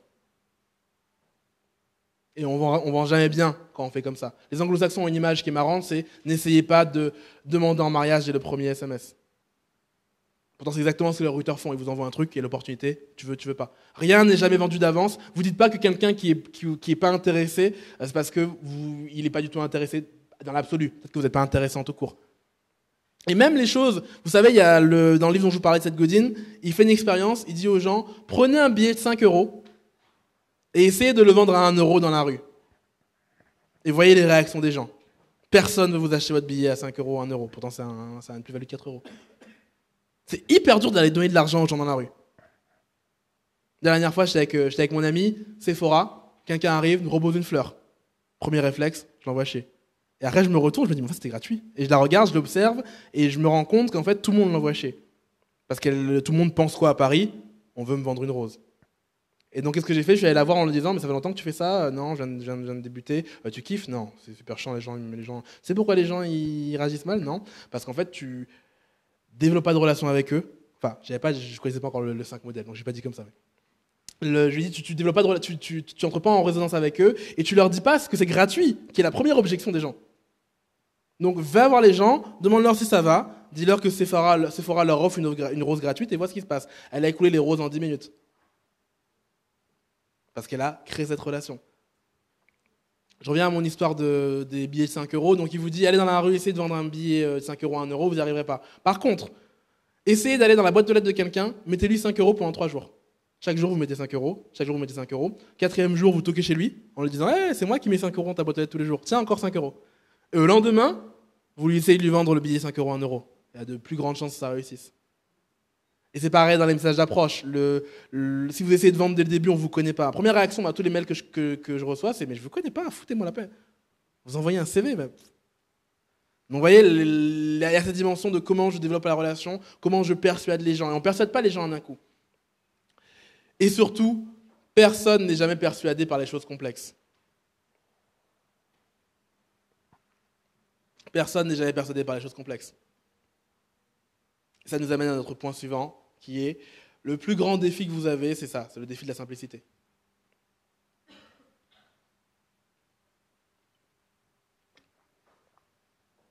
Alors, c'est un défi qui est décomposé en trois choses. Première chose, la précision. Souvent, les gens manquent cruellement de précision dans la manière de s'exprimer. Quand vous regardez, typiquement dans l'illustration, l'art d'illustrer est un art extrêmement puissant parce qu'on peut faire appel à l'imagination. Les mauvais communicants vous diraient, voilà, je viens de créer un iPod, ça fait 3 gigas. C'est génial. Qu'est-ce qui se passe dans la vraie keynote de Steve Jobs? Il vous dit, vous pouvez mettre 1000 musiques dans votre poche. D'un coup, c'est illustré. Voilà la différence entre bien illustré et mal illustré? Entre arriver à parler de ce qui va parler aux gens. Et surtout, par pitié, dites les choses ou taisez-vous. Il n'y a rien de plus insupportable que quelqu'un qui parle à moitié. C'est ce qu'on dit, il n'y a pas d'amour, il n'y a que des preuves d'amour. Ne me dites pas que votre société elle est à taille humaine. Dites-moi combien c'est. La dernière fois, j'étais avec un client, il m'a dit, oui, nous, c'est 3500. Ah ouais, c'est pas très humain. Enfin, nous, on est 7, comment te dire. Ou alors, quelqu'un qui va dire, voilà, on a un salaire attractif, sans le dire. Taisez-vous. Si vous pouvez pas dire le salaire, et je peux comprendre, hein. Je suis pas naïf, mais si vous pouvez pas dire le salaire, taisez-vous. Ça ne veut rien dire un salaire attractif. Pareil, dites pas, je travaille avec une PME super intéressante, leader de son marché, qui innove. Ouais, ok, c'est la définition d'une startup. Donc, soit vous dites les choses, soit vous les dites pas. Et d'ailleurs, ce qu'on faisait là, lundi dans l'atelier 3 Academy, un cabinet m'a dit mais comment on fait quand on est en confidentialité? Et j'ai proposé un modèle où justement, elle n'a pas besoin d'en dire plus. Un modèle qui est, je pars de la personne, je vois ce qu'elle fait, je lui demande où elle veut aller ensuite, prenons un café, discutons-en, ou appelons au téléphone. Si vous ne pouvez pas dire les choses, ne les dites pas. Vraiment inutile de dire les choses à moitié. L'autre point hyper important, c'est la langue de bois, qui est un fléau malheureusement très répandu dans le recrutement. N'écrivez pas en langue de bois. Comment reconnaître la langue de bois? La langue de bois, c'est ce qui enfume. D'accord? C'est quand je noie le poisson. Ça a différencié avec le jargon. Le jargon, c'est pas la langue de bois. Le jargon, c'est des choses qui éclairent les initiés. Si je vous dis sourcing, ici, tout le monde comprend. Si je le dis ailleurs, personne ne comprendra. Par contre, si je vous dis la transformation digitale, personne ne sait ce que c'est. Personne n'est foutu de m'expliquer ce qu'est la transfo digitale. Donc, vous voyez la différence entre langue de bois et jargon. L'autre chose que les gens confondent, c'est souvent le langage soutenu et la langue de bois. Quand je dis aux gens, faites pas de langue de bois, ils me disent, ouais, mais moi, je dois bien écrire. Aucun rapport. Les romans de Victor Hugo ne sont pas écrits en langue de bois. D'ailleurs, vous le voyez, pourquoi on croit que la langue de bois, c'est le langage soutenu? Parce que souvent, qui fait la langue de bois? Les politiciens. Les politiciens, en général, ont un langage qui est soutenu. Regardez d'autres personnes qui font la langue de bois, les joueurs de foot, en conférence de presse. Oui, alors c'est une équipe qui n'est pas à prendre à la légère, mais quand même, on est sûr de nous. Langue de bois. Mais pourtant, ils parlent mal. Donc, vous voyez, il n'y a aucun lien entre le fait de parler bien et de faire la langue de bois. L'autre chose qui est marrante, c'est que ça se déclenche très souvent quand vous n'avez pas votre interlocuteur en face de vous. C'est rare les gens qui entrent dans une boulangerie en disant bonjour madame la boulangère, actuellement à la recherche d'une structure panée. Je m'adresse à vous pour une transaction financière profitable qui, je l'espère, nous amènera. On vous claquerait direct. Donc ne faites pas ça dans les messages. Je sais pas pourquoi les gens font ça dans les messages. Récemment, je suis tombé sur un post sur LinkedIn qui disait ça. Ça disait les RH devraient s'emparer du digital, big data, IA, pour ubériser leur partie administrative et se concentrent sur l'humain. Transformer l'entreprise de business-centrique vers data-centrique est une erreur. Le but est qu'elle devienne enfin people-centrique pour s'assurer développement, performance économique et sociale. Ça ne veut rien dire. Et ce qui est souvent marrant avec les gens qui font la langue de bois, c'est qu'ils essaient de faire croire que c'est vous qui ne comprenez pas. Et souvent, comme personne n'ose leur dire que ça ne veut rien dire, tout le monde se dit « Ah, mais je suis con, je ne comprends pas ». Malheureusement, heureusement, j'ai pas ce problème-là. Je vais vers des gens qui ont un ego beaucoup trop surdimensionné. Mon ego vole au-dessus de moi. Et en général, je me dis, si j'ai réussi à lire la critique de la raison pure d'Emmanuel Kant, je dois pouvoir comprendre ce que les gens écrivent en recrutement. Et c'est pareil pour vous, hein, vous ne dévalorisez pas. Si vous ne comprenez pas ce que quelqu'un dit, c'est que ce n'est pas assez clair. 90% du temps. Si vous ne comprenez pas ce que c'est le big data dans le recrutement, c'est normal, ça va rien dire. Et ce qui est marrant, c'est que j'avais fait une réponse du coup en langue de bois à quelqu'un sur les commentaires. J'avais dit, il faudrait qu'on bâtisse ensemble un authentique diagnostic partagé entre les collaborateurs, les directions, les partenaires sociaux, afin de remettre du lien social dans la transformation digitale. Parce qu'au final, l'ubérisation est une chance en soi, si on arrive à la remettre au profit de l'humain. Et quand je dis humain, je pense au dialogue constructif qu'on peut retrouver en arrêtant de se concentrer uniquement sur les data et le ROI, pour se concentrer sur les individus en tant qu'acteurs de l'entreprise. C'est une grande opportunité qui nous est offerte pour que l'avenir des RH soit plus tourné vers le H que vers le R. Ça ne veut rien dire. Ça ne veut absolument rien dire. C'est ce qu'on appelle en linguistique des effets de sens. C'est des mots qui ont l'air de dire des choses, vous les agrégez les uns aux autres, et on dirait que ça dit quelque chose. Ça ne veut rien dire. Et le pire, c'est qu'elle m'a dit, je suis d'accord. Elle a adoré. Faites très attention à votre langue de bois. Et alors j'avais dit que je parlais pas de concret aujourd'hui parce que le concret, normalement, les gens payent pour venir sur l'académie, mais je vais donner quand même une vraie astuce concrète. Pour éviter la langue de bois, faites des phrases sujet, verbe, complément. C'est très compliqué de faire la langue de bois dans ce sens-là. En général, c'est actuellement à la recherche de je. Leader de notre marché, nous. Vous voyez, c'est très, très compliqué de faire des phrases courtes, sujet, verbe, complément, et en langue de bois. Alors je pourrais faire une conférence entière sur la langue de bois, donc on en parlera peut-être une autre fois. Autre point sur la précision, les gens sous-estiment la puissance de la sincérité. Il y a ce qu'on appelle en marketing la loi de la sincérité, qui est le fait que plus vous allez dire les choses aux gens, et plus ils vont vous pardonner en fait. Souvent, on se replie sur vous-même. Vous savez, nous, on a vécu un moment une sorte de mini-crise parce qu'on a voulu faire tester 3 académies à 900 personnes. Donc, on a envoyé les accès aux gens. La plateforme a sauté. Donc, qu'est-ce que j'ai fait? J'ai envoyé un mail aux gens leur disant, voilà, on est désolé, je ne comprends pas pourquoi ça a sauté. J'en ai aucune idée, je vois des regards qui se rappellent de ce moment-là. J'en ai aucune idée, je fais ce que je peux, on va essayer de rétablir les choses le plus rapidement possible, je vous tiens au courant. Et qu'est-ce qui s'est passé? Les gens m'ont envoyé uniquement des messages de soutien. Ne vous inquiétez pas, on est avec vous, dites-moi si je peux aider, parce qu'en fait, ils sentent qu'on leur parle d'adulte à adulte, et qu'on n'essaie pas de leur cacher les choses. C'est ça qui est frustrant dans la communication RATP, quand on vous dit qu'il y a un accident, qu'on ne vous dit pas ce que c'est, on parle d'adulte à adulte. On parle d'adulte à enfant. Donc n'hésitez pas, autant que faire se peut, je ne suis pas dans la naïveté, il y a des choses qu'on ne peut pas dire, mais autant que faire se peut, n'hésitez pas à surmonter cette réticence et à aller dans la sincérité avec les gens, à leur dire vraiment vos difficultés et à l'avouer très concrètement. Vous voyez, le mail, j'envoie un mail tous les mardis, ça s'appelle la pignata du mardi, je l'ai envoyé mercredi au lieu de mardi, parce qu'il y avait un jour férié que j'avais la flemme, j'ai dit aux gens, je suis désolé, j'avais la flemme. Dites concrètement les choses aux gens. Clarté, qui est le deuxième point de notre simplicité. L'interprétation est votre plus grand ennemi. Comme je vous le disais au début, le texte, le verbal est un média inefficace. Et donc si en plus vous rajoutez à ça les affres de l'interprétation, vous n'êtes pas sorti de l'auberge. Évitez les choses du type oui, je veux un peu de ça, je veux beaucoup de ça. On est à taille humaine. Je sais pas ce que ça timeline, si vous me laissez le moins de place possible à l'interprétation. Vous connaissez la phrase, hein, ceux qui se pensent clairement s'énoncent clairement, et les mots pour le dire viennent aisément. Et ce qui est marrant, c'est que souvent, on se cache derrière la langue de bois et la confusion, parce qu'on est soi-même confus en soi, en fait. Vous savez, pendant longtemps, alors là, je vous raconte, c'est ce qu'on dit, hein, les meilleures stratégies sont celles qu'on raconte après. Donc quand je vous raconte l'Incuma, j'ai l'impression que dès le début, on savait qu'on allait monter une école. Non, on le sait depuis 1 mois et demi, ça. Donc on a mis du temps à trouver le lien, à trouver et c'était pas forcément clair pour nous. Et d'ailleurs, comme c'était pas clair pour nous, c'était pas clair pour les gens. Souvent, les gens nous demandaient, vous êtes un cabinet, une agence, des journalistes, on comprend pas. Donc vous voyez, plus ça va être clair pour vous, plus ça va être clair pour les gens. Il y a un livre qui est pas mal, qui s'appelle Présentation Zen, qui explique justement qu'on fait des prêts efficaces en PowerPoint. Et il reprend justement certains principes dont j'ai oublié le nom, c'est des noms japonais, et qui disent quasiment tous la même chose, c'est débarrassez-vous du superflu, débarrassez-vous de l'artificiel, arrêtez de vouloir jouer à l'adulte. Vous savez, souvent, ce qui est marrant dans les gens qui se trompent quand ils font du marketing, c'est qu'ils essayent de jouer au marketeur. Ça se voit, quelqu'un qui joue au marketeur, quelqu'un qui joue à l'adulte. Donc débarrassez-vous des artifices, débarrassez-vous, écrivez le minimal sans fioriture possible. Là, vraiment, la perfection, encore une fois, hein, c'est pas quand il n'y a plus rien à ajouter, c'est quand il n'y a plus rien à enlever. Demandez-vous aussi, en permanence, et là c'est pareil, c'est très très compliqué, parce que ça demande une grande remise en question, qu'est-ce que les gens ne comprennent pas quand je parle? Et partez du principe que si les gens ne comprennent pas, c'est que vous expliquez mal. Vous dites jamais autre chose que ça. À chaque fois que les gens chez nous disent « Ouais, mais ce qu'on dit c'est clair », non. Les gens ne comprennent pas, c'est pas clair. Imposez-vous cette discipline hyper stricte. Si les gens ne comprennent pas, c'est que c'est pas clair. Et d'ailleurs, je l'ai vu en formation, les endroits où on me posait le plus de questions, à chaque fois, c'est les endroits où j'étais le moins solide. Et plus je me solidifie sur un sujet, et moins les gens en fait me posent des questions.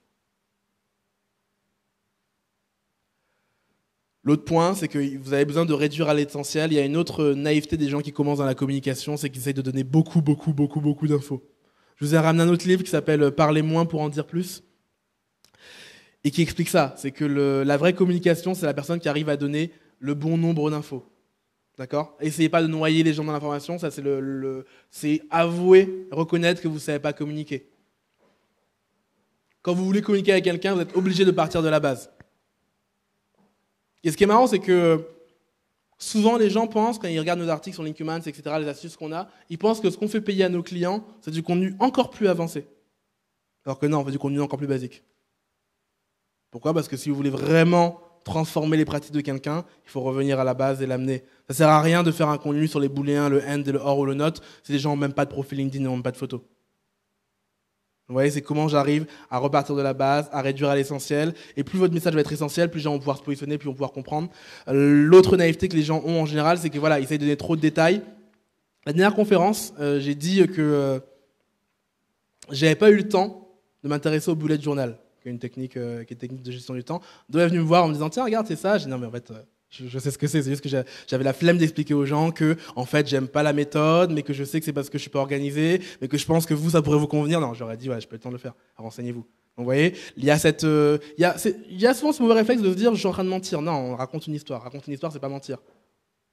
On raconte une histoire, forcément qu'on enlève des détails, parce que les gens n'ont pas le temps de tout écouter. C'est un respect, au final, de ne pas enrober. Quand vous enrobez les choses, vous êtes égoïste, en fait. Parce que vous ne faites pas vous-même l'effort de parler clairement. Dernier point là-dessus, c'est que l'enfumage rassemble rarement. Donc plus vous allez parler clairement, plus vous allez avoir des gens qui vont comprendre ce que vous faites, et plus ils vont pouvoir se rattacher à votre entreprise. Troisième point, je ne sais pas comment l'appeler, j'ai appelé ça anti-robot.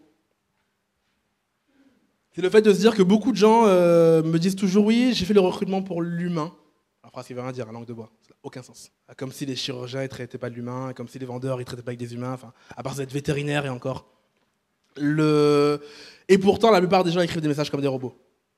Donc l'idée, c'est comment je vais réussir à pas passer pour un robot alors que je suis un humain. Tout le monde connaît Cécile de Rostand, c'est la fausse personne qui vous écrit de vente privée. Elle n'existe pas.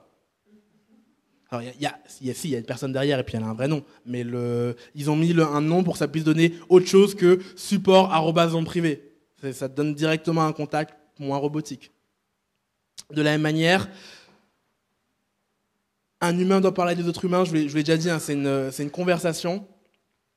Il y a une autre thèse du manifeste des évidences dont je vous parlais, qui est la thèse numéro 15, qui disait que dans quelques années à peine, le langage des affaires, le langage du business, nous fera le même effet que le langage du XVIIIe siècle à la cour de France. Vous en rendez pas compte, mais dans les mails qu'on envoie, souvent, on a l'air dans un autre monde. Et il rajoute, une thèse numéro 14, pour les audiences en ligne, les entreprises sonnent de manière creuse, plate et inhumaine. Donc il y a cette dimension d'essayer de relire vos messages, de les faire relire à des gens qui ne sont pas dans le recrutement. Parce qu'en général, quand on a une bulle, on n'arrive pas à se détacher de son métier, et leur demander est-ce que ça les intéresse ou pas. Malheureusement, très très souvent, les gens écrivent comme des robots. C'est pour ça qu'à chaque fois qu'on m'invite dans des conférences sur est-ce que les robots vont remplacer les recruteurs, je réponds toujours je sais pas, mais en tout cas, on ne manquera pas aux gens, si on reste comme ça. Parce qu'on parle déjà comme des robots, en fait. Et malheureusement, les gens ont un radar. Les gens ont un radar à spam. On reçoit tellement de mails qu'on est directement entraîné à se dire ça c'est un mail bullshit, ça c'est un spam, ça c'est pas pour moi. Donc espérez pas tromper les gens savent le pire du pire, les mails en CCI. Vous savez, copie cachée, tout le monde comprend, tout le monde la connaît la carotte. Et malheureusement, le creux répond au creux, le rien répond au rien. Souvent les gens se plaignent de leurs candidats, le retour annonce, et je leur dis mais vous savez, vous avez les candidats que l'annonce mérite au final. Moins vous allez écrire, plus vous allez copier-coller vos annonces, plus vous aurez des candidatures copier-coller. Dure loi du web.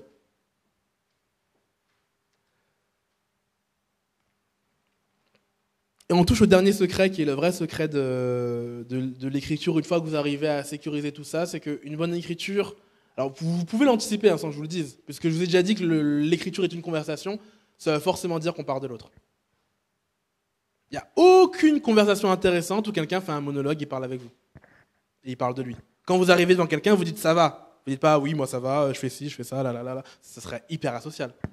C'est pareil dans vos messages d'approche. Quand vous arrivez en disant bonjour, je suis un tel, j'ai tel poste, j'ai ça.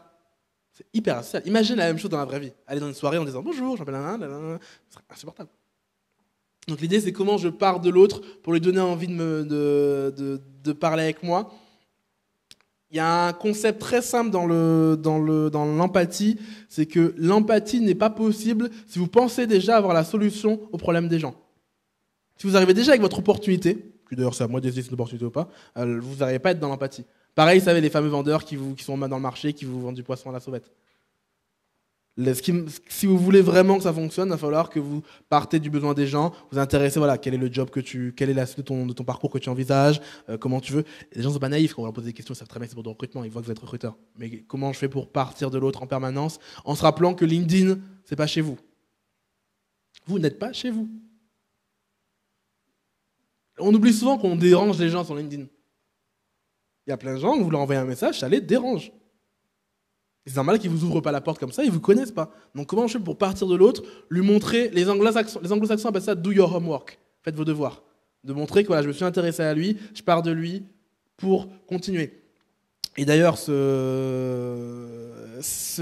erreur-là est à l'origine de beaucoup de flops marketing.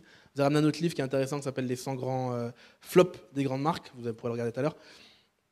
Premier flop, la cigarette sans fumer. Il y a 1988, la deuxième marque de cigarettes se dit « je vais vendre des cigarettes sans fumer ». Ça a fait un flop. Pourquoi ? Ça intéresse qui, une cigarette sans fumer ? Qui est dérangé par la fumée ? Les non-fumeurs.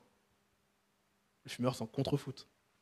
Donc ça a fait un flop énorme. Et malheureusement, et en plus, ils ont pas retenu la leçon, ils ont essayé de la relancer 2 ans plus tôt avec ça, la fameuse raison « ouais, on est trop tôt sur le marché ». Quand quelqu'un vous dit « on est trop tôt sur le marché », c'est qu'en fait son produit est pourri. Il n'y a pas de marché où c'est trop tôt. Pourquoi les smartphones ne marchaient pas en 98 ? Parce que je pense que vous avez déjà essayé un smartphone en 98, vous savez, les Palm Pilot, etc. C'était chiant.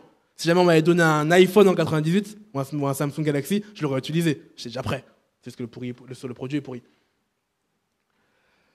Pareil sur le chiffre d'affaires. Quand les gens vous parlent de chiffre d'affaires, je l'ai déjà dit tout à l'heure, mais ça parle à personne. Donc l'idée, c'est comment j'écris quelque chose qui va parler aux gens. À qui a déjà été convaincu parce qu'une boîte est internationale et qu'elle a un chiffre d'affaires de temps et qu'elle a 3600 collaborateurs. Ça ne parle à personne, ça n'intéresse personne.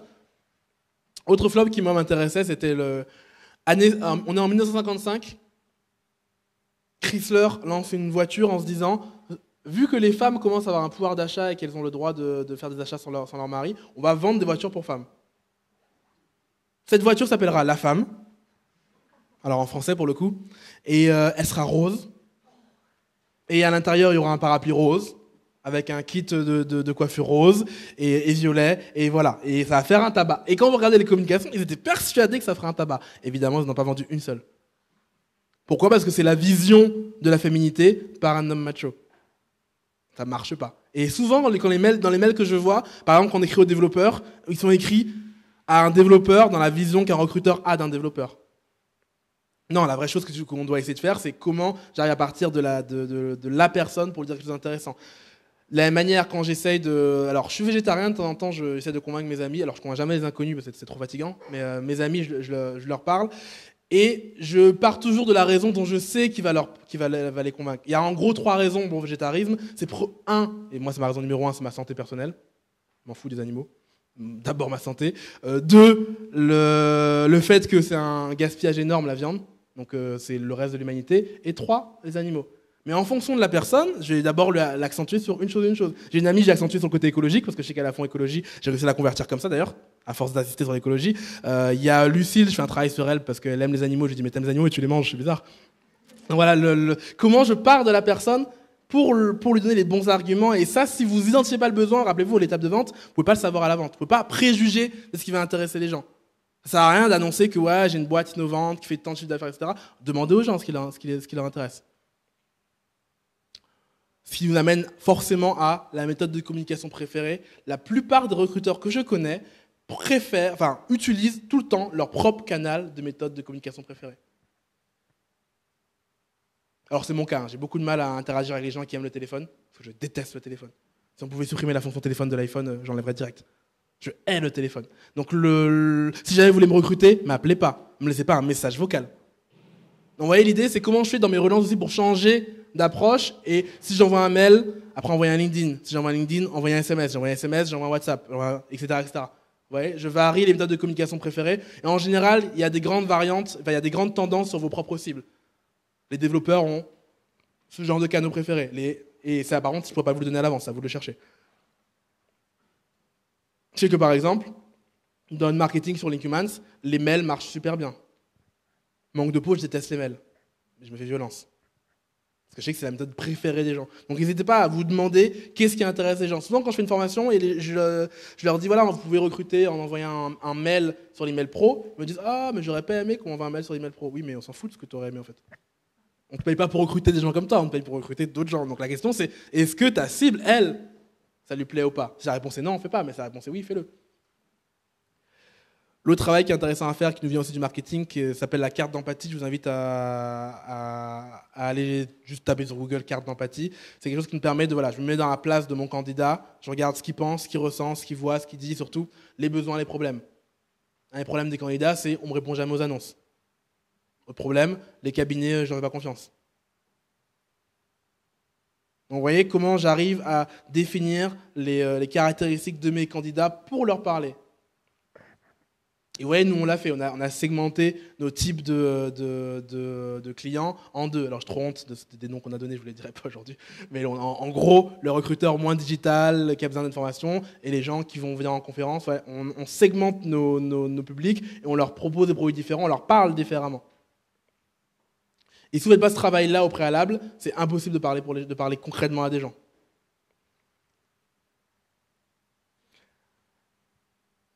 Autre concept que j'ai trouvé là apparaît dans un autre livre qui s'appelle Rose for Radical, que je vous ai encore mis là.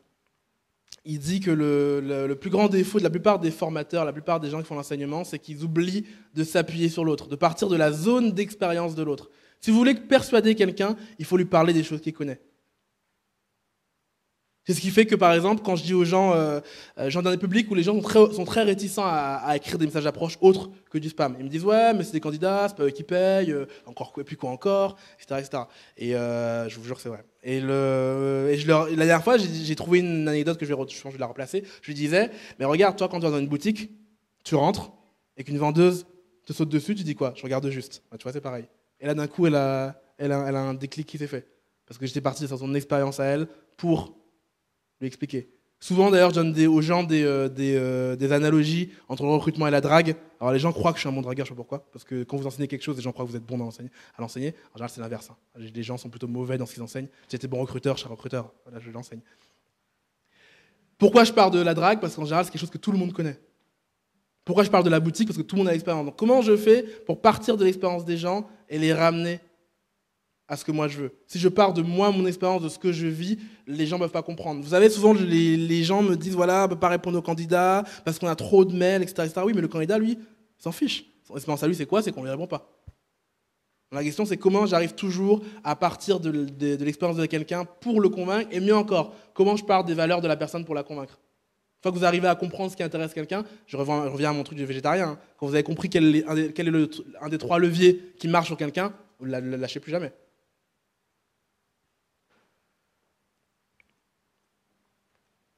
Et quand vous passez au niveau d'après, c'est le fait d'arriver à raconter des histoires. Et le niveau encore après, j'ai quelqu'un qui m'a fait une bonne remarque, qui est qu'en fait, le but, c'est pas de raconter des histoires, c'est que les gens se racontent une histoire.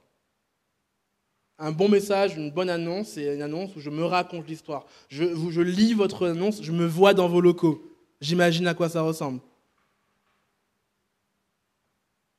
Et du coup, l'idée, c'est comment je fais pour que les gens se racontent l'histoire, et donc je leur parle dans leur langage. Et donc j'évite ma langue de bois, j'évite mes acronymes, souvent je vois des messages d'approche et des annonces où il y a écrit des acronymes.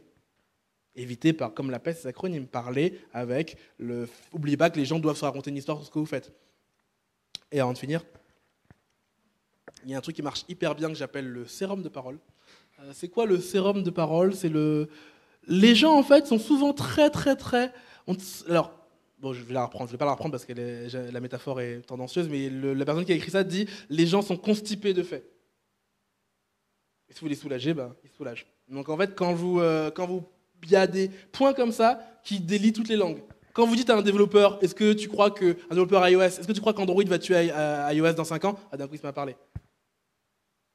Moi, j'avais un truc dans la recherche d'appartement, qu'est-ce que je faisais pour entrer en résidence avec les gens? Je leur disais, alors c'était en 2015, comment tu te débrouilles avec la loi Allure, ou la loi du flow, je ne sais plus comment ça s'appelait. La loi du flow, je crois.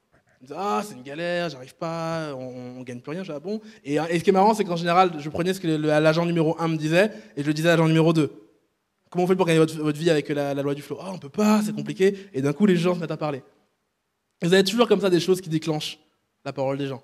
D'ailleurs, le recrutement mérite son école, c'est une de ces choses-là. Maintenant, depuis qu'on dit ça, les gens nous envoient des messages pour nous répondre.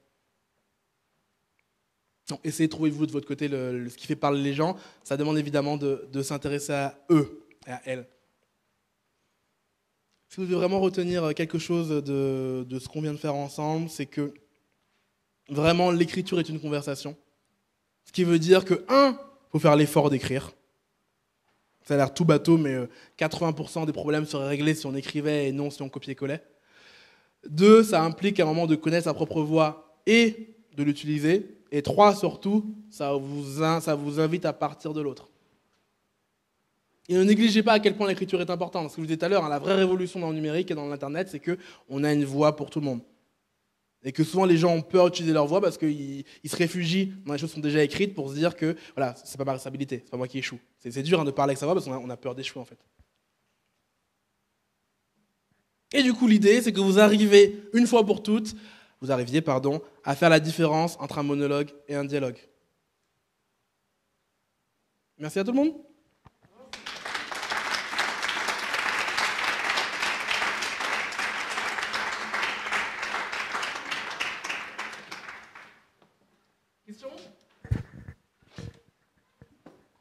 Je regarde les gens. Après. Je pose mon ordinateur. Vas-y. Est-ce que vous avez des questions? Bonjour.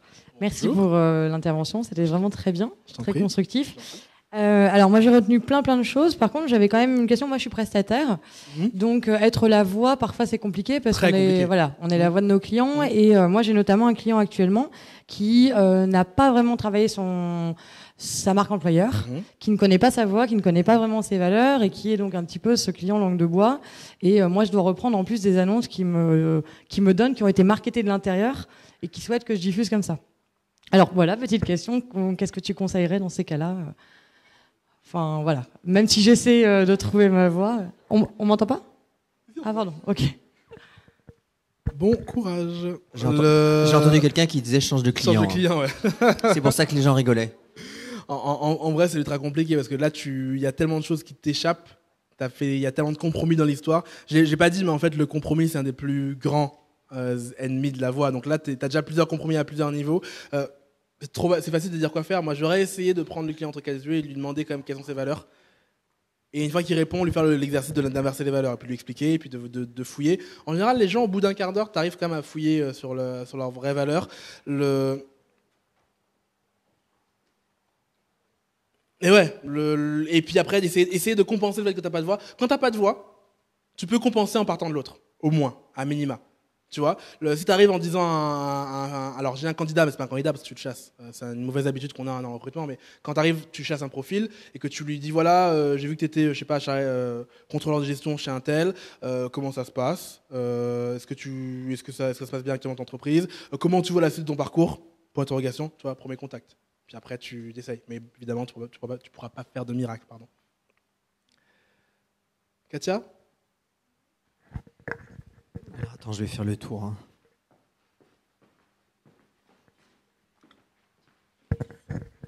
Bonsoir. En fait, moi, ma question, c'est au niveau de l'approche. Moi, comme tu sais, aujourd'hui, je suis dans la chasse.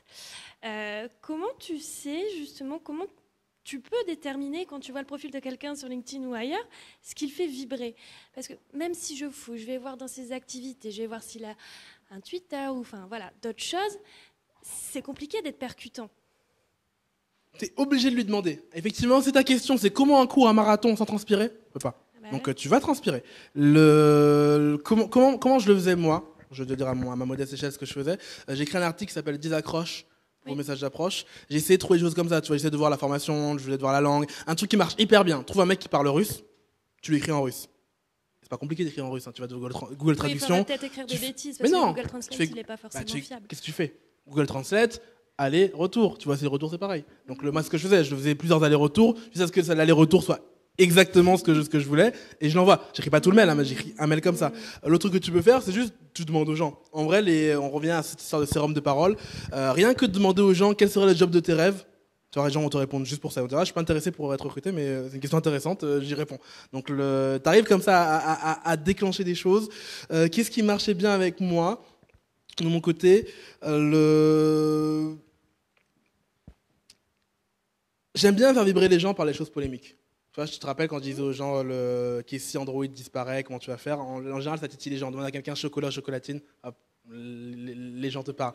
Mais quoi qu'il arrive, c'est sûr qu'en première approche, c'est hyper compliqué la conversation. C'est comme dans la vraie vie, tu sais, quand tu arrives avec quelqu'un, qu'est-ce que tu fais au début? Tu sais ce que les anglo-saxons appellent du small talk, tu parles du temps, etc. Parce que tu connais pas encore la personne. Donc effectivement, tu as ce défi qui est d'établir la relation, d'établir le contact. Et le minimum, c'est de montrer que tu t'intéresses à quelqu'un. Quand tu t'intéresses à quelqu'un, d'un coup, il va se sentir valorisé, il va avoir envie de te répondre. T'imagines pas à quel point vous savez, quand tu relances 5 fois quelqu'un, si ton message il est intéressant, la personne elle s'excuse. Parce que tu t'es intéressé à elle. Oui. Parce que là, pour le coup, tu vois, je te rejoins, je suis d'accord qu'on va prendre plein d'infos sur la personne, etc. Mais du coup, ça estime vraiment une vraie approche personnalisée. Et après, je pense pas être la seule à faire ça. Il y a des moments, il faut être honnête, on envoie le même message, même s'il est personnalisé, entre guillemets, à plusieurs personnes. Et là, c'est pareil, c'est difficile d'être percutant et de lui dire « Ah bah, j'ai vu que tu faisais ça, on peut en échanger ou que sais-je encore ». J'ai pas de solution pour courir un marathon sans transpirer. Ouais. Donc c'est soit la personnalisation, soit le spam. Et à toi de trouver l'équilibre entre les deux. Ok. Merci. Question? Derrière? J'arrive.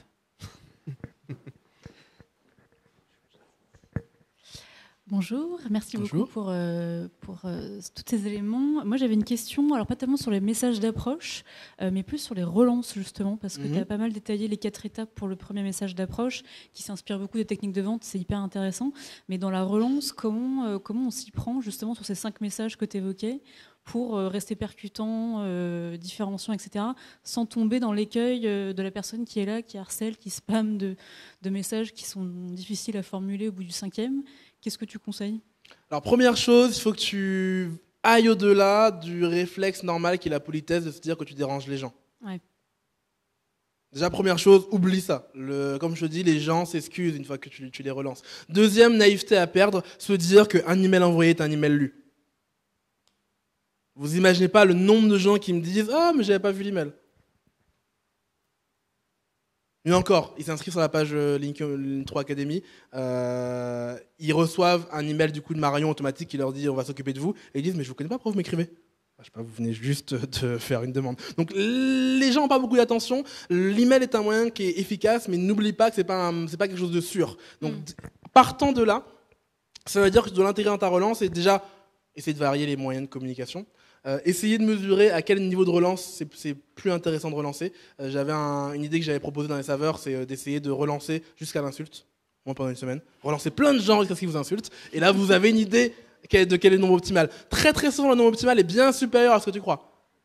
Les gens à qui je parle, c'est souvent du 4, 5, 5, 6. Alors des fois c'est 2, 3, mais ça dépend des gens. Et essaye déjà d'avoir ce chiffre-là et de voir qu'est-ce qui se passe. L'autre chose qui marche bien sur la relance, qui marche super bien chez nous, alors j'ai pas eu le temps de faire les mécanismes psychologiques pareil 3 Academy, mais un des mécanismes psychologiques qui marche hyper bien, c'est ce que les anglo-saxons appellent le FOMO, Fear of Missing Out, la peur de manquer. Regarde, je reviens à mon truc 3 Academy où on avait proposé des tests gratuits aux gens. Au début, je dis aux gens, voilà, testez le truc, sans email. Testez le truc. J'ai fait 3 emails, à la fin j'ai 500 personnes. J'ai fait un email qui dit, l'offre expire ce soir, double d'email. Parce que les gens se sont dit qu'ils allaient manquer quelque chose. De la même manière, on a dans notre processus de vente, quand les gens s'inscrivent à la landing page 3 Academy, ils reçoivent un mail de Marion. C'est le mail où ils répondent le plus souvent. Il y a 3-4 relances. Le 5e mail, c'est « Je vous demande l'autorisation pour clôturer le dossier » parce qu'apparemment vous êtes plus intéressé. Les gens répondent à fond à ce mail-là. Donc tu vois, tout ça, on pourrait faire un cours entier sur la relance. Il y a plein de ressorts à utiliser qui mélangent la psychologie, des petits ressorts psychologiques comme ça, qui mélangent le talent conversationnel, qui mélangent, voilà. Je t'invite à surtout essayer des choses. Pour pouvoir t'améliorer en relance, il va falloir que tu mesures les choses. Il y a un outil qui est génial, ça s'appelle Mixmax. Pour ceux et celles qui ont Gmail, alors ça demande malheureusement de Gmail. Si vous avez Outlook, je crois qu'il y a HubSpot, Sales by HubSpot qui fait la même chose. Bon, c'est pareil, c'est un outil par jour, vous irez regarder. C'est quoi Mixmax? C'est un truc qui permet de voir déjà quand les gens ont ouvert. J'ai adoré faire un truc, c'est de mettre ce truc-là dans email. Les gens ouvrent mon email, et quand j'ai le téléphone du mec, je l'appelle dans la foulée. Il me dit, oh, c'est marrant, je suis en train de lire le mail. Ah, ça c'est un signe, le monde est bien fait. Ça marche hyper bien parce que tu sais que là, le mec, t'as son attention parce que c'est le moment où il est en train d'ouvrir le mail. Et du coup, ça te permet aussi de voir qu'est-ce qui fait qu'on te répond pas. Est-ce que c'est parce qu'on t'ouvre pas ou est-ce qu'on te lit pas, on te clique pas? C'est deux choses très différentes. C'est deux problèmes très différents entre un mail que personne ne lit et un mail que les gens lisent mais auquel ils ne répondent pas. Donc tu vois, pour évoluer là-dessus, va falloir que tu mesures ce que tu fais. Et autre chose que fait Mixmax de très bien, c'est qu'il permet de faire des séquences. Donc en fait, il t'autodiscipline, jour 1, t'envoies ça. Jour 3, si la personne n'a pas répondu, ça lui envoie telle chose. Jour 4, s'il n'a pas cliqué, ça fait ci. Jour 5, tu as une relance. C'est ce qu'on fait chez nous d'ailleurs. Quand tu t'inscris sur la page, tu as des mails de Marion, mais ils sont tous automatiques. Et dernier conseil, essaye de sonner de manière humaine. J'ai fait un article qui s'appelait « La solution pour répondre à tous les candidats » où j'ai copié-collé un email automatique d'une entreprise quand on répond à l'annonce. Elle est top, vraiment. Et d'ailleurs, voilà la sincérité. Il avoue que c'est un robot. Il dit bonjour, je suis un robot, je suis bête, etc. Mais c'est pas grave. Et puis il continue, et puis il parle. C'est hyper marrant. Ok, merci beaucoup. Je t'en prie. Pour le reste, achète 3 Academy. Quelqu'un d'autre?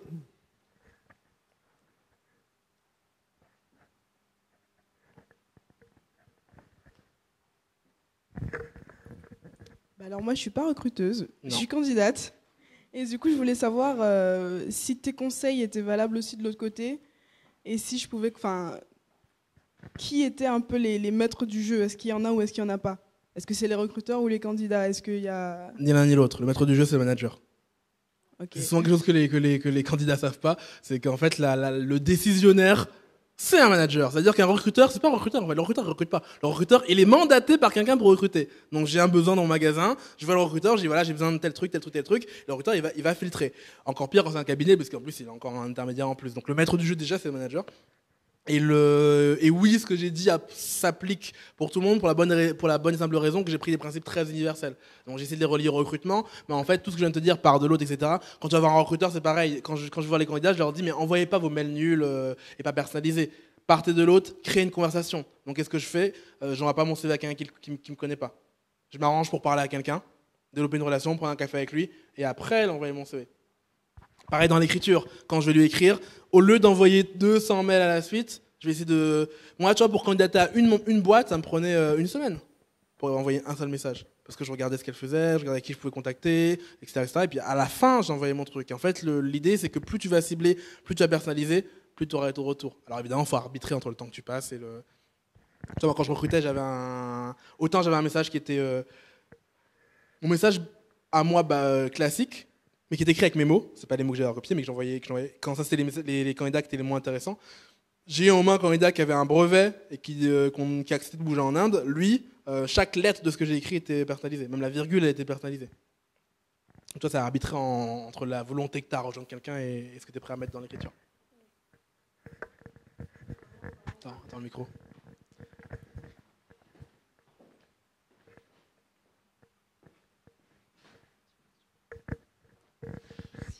Bonsoir. Justement, on parlait des managers. Dans l'écriture de l'annonce, ils font quand même partie de l'écriture de cette annonce. Et parfois, ils veulent pas laisser de place. C'est-à-dire qu'ils veulent pas de changement, ils veulent rester sur l'ancienne école. Comment est-ce qu'on fait pour leur faire, pour les amener justement à ce changement? C'est pas l'ancienne école, c'est la mauvaise école. J'insiste, il n'y a pas d'ancienne et de nouvelle école. Il n'y a que des bonnes et des mauvaises. Tu sais, souvent les gens me disent ouais, t'es dans le sourcing digital, je sais pas quoi. Non, je suis dans le recrutement tout court. Je sais pas si je suis en 3.0, 4.0, 5.0, 6.0. J'ai lu malheureusement, ne faites jamais ça. J'ai lu La Guerre des Gaules. On m'a mal inspiré. Pendant 300 pages, j'y répète, je suis venu, j'ai vu, j'ai vaincu. Mais ce qui était intéressant quand même, c'est qu'ils recrutaient déjà à l'époque. D'ailleurs, le mot recrutement est un mot militaire. Les recrues, ils recrutent des gens pour venir se faire taper, pour se taper avec Vercingétorix. Et tu regardes qu'en fait, les bonnes pratiques, elles sont millénaires. Le fait de partir de l'autre, le fait de... entre les gens qui vont réussir quand ils chassent, à s'intéresser à la personne. La meilleure recruteuse que j'ai rencontrée, c'est dans une grande agence d'intérim. Et ce qui était marrant, c'est que déjà, quand mon client m'a dit, voilà, j'ai une, c'est la meilleure, elle fait 2 fois la chiffre d'affaires de la deuxième, j'ai su immédiatement qui c'était. Je dis, c'est pas elle, pareil, il m'a dit oui. Elle avait quoi? Elle avait un grand cahier où elle notait les noms des gens et elle pouvait répondre, etc.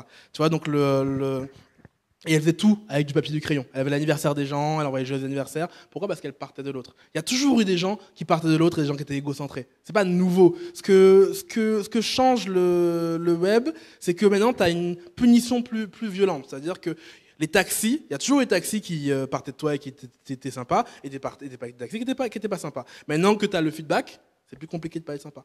Là, c'est pareil. Donc, je pense pas qu'il y ait une ancienne mauvaise école. Par contre, il n'y a pas forcément d'école.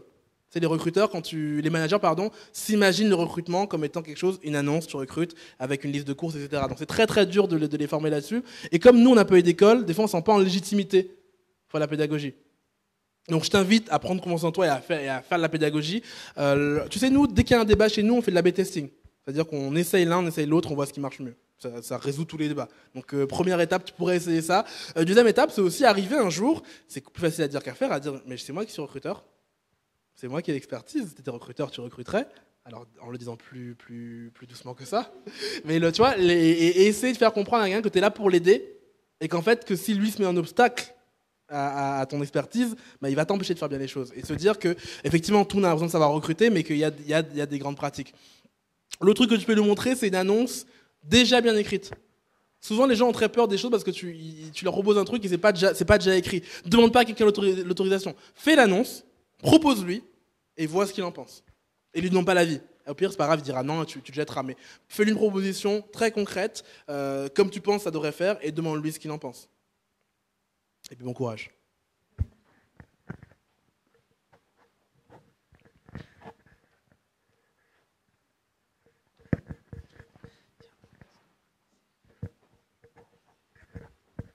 Merci. J'ai une question concrète par rapport à personnaliser les messages d'approche, notamment quand on cible par exemple sur les centres d'intérêt. Comment on peut essayer d'éviter que le candidat se dise ok, je personnalise, je reçois un mail personnalisé, mais finalement le recruteur c'est juste un prétexte. Il va parler de je fais du sport ou je fais du tennis, mais au final il vient avec une offre et en fait il ne s'intéresse pas vraiment à mon centre d'intérêt. Comment on peut éviter justement cet écueil? La seule manière, c'est de le faire vraiment. S'intéresser vraiment. J'ai regardé, moi, pour préparer la conférence, un TED Talks, une conférence qui disait les 10 moyens d'avoir une meilleure conversation. Elle commence par, vous savez, il y a plein de conseils sur comment faire semblant d'écouter, en mettant la tête comme ça, en levant la tête plutôt qu'en la baissant, etc. Non, ça sert à rien de faire semblant d'écouter si vous n'écoutez pas vraiment. Donc, première chose, intéresse-toi vraiment aux gens. Si vous n'arrivez pas à vous intéresser aux gens, vous êtes trompé de métier. J'ai le regret de vous l'annoncer. Mais il faut que tu arrives vraiment naïvement et en toute bonne foi à t'intéresser aux gens, à te dire que chaque conversation est intéressante. Tu sais, et j'ai oublié de le dire d'ailleurs, c'est un truc que j'avais prévu de vous dire, on pense souvent qu'il y a des gens intéressants de base. En fait, les gens ne sont pas intéressants. Les gens qui sont intéressants, c'est parce qu'ils s'intéressent. On est intéressant que parce qu'on s'est intéressé. Et c'est pour ça que souvent, vous savez, les gens en conférence appellent des stars, etc. et elles disent des trucs pas intéressants. Pourquoi ? Parce que c'est pas juste un statut d'être intéressant. C'est pour intéresser les gens, il faut s'intéresser à eux. Il faut s'intéresser à quelque chose. Tu vois, là récemment, j'étais à une conférence du Monde et c'était que des lycéens qui cherchaient à s'orienter. C'est une conf sur l'orientation et il y a plein de gens de pros qui sont venus en leur expliquant qu'ils faisaient du design thinking en entreprise et on comprenait rien à ce qu'ils racontaient parce qu'ils s'étaient pas intéressés à la situation des lycéens. Qu'est-ce que j'ai fait quand j'ai pris la parole ? Je leur ai dit, écoutez, si vous comprenez rien et que vous êtes stressé, c'est normal, j'ai rien compris non plus. Hop, je les ai dédramatisés. Après, je leur ai parlé de ce qui, moi, me touchait quand j'étais à leur place lycéen. Et je me suis vraiment intéressé à eux. Donc, il n'y a pas de falsification possible. Si tu t'intéresses vraiment aux gens, les gens le sentiront. Et ils te le feront sentir en retour. Et vraiment, j'insiste, hein, les gens les plus intéressants sont les gens qui s'intéressent. Et malheureusement, on ne peut pas falsifier l'intérêt. Et du coup, tu vois, si tu arrives vraiment que tu es intéressant et que, oui, tu utilises des prétextes, des petites feintes, les gens le sentent vraiment que tu les écoutes, les gens te sont reconnaissants et t'en tiennent par rigueur. Pour une raison qui est simple, autre mécanisme que j'ai oublié de vous dire tout à l'heure, c'est que psychologiquement, les gens ne se rappellent jamais du premier contact. Qui ici se rappelle du premier mot que je lui ai dit ? Les gens qui me connaissent. Personne. Hein ? T'attends pas l'ordinateur ? Mais on se connaissait avant, donc c'est pas le premier truc que je t'ai dit. Tu vois, les gens ne se rappellent pas du truc. Moi, il y a plein de développeurs que j'abordais en leur disant je cherche un développeur qui fait du surf, parce que j'ai vu qu'il faisait du surf dans ce centre d'intérêt. Il me dit pourquoi le surf ? Pour rien. Et puis 3 mois après, quand je lui ai dit, te rappelles comment ça a abordé ? Aucun souvenir. Passe à répondre à ta question ? Ouais. Très bien. Merci Nicolas. Je t'en prie, j'ai payé. Autre question ?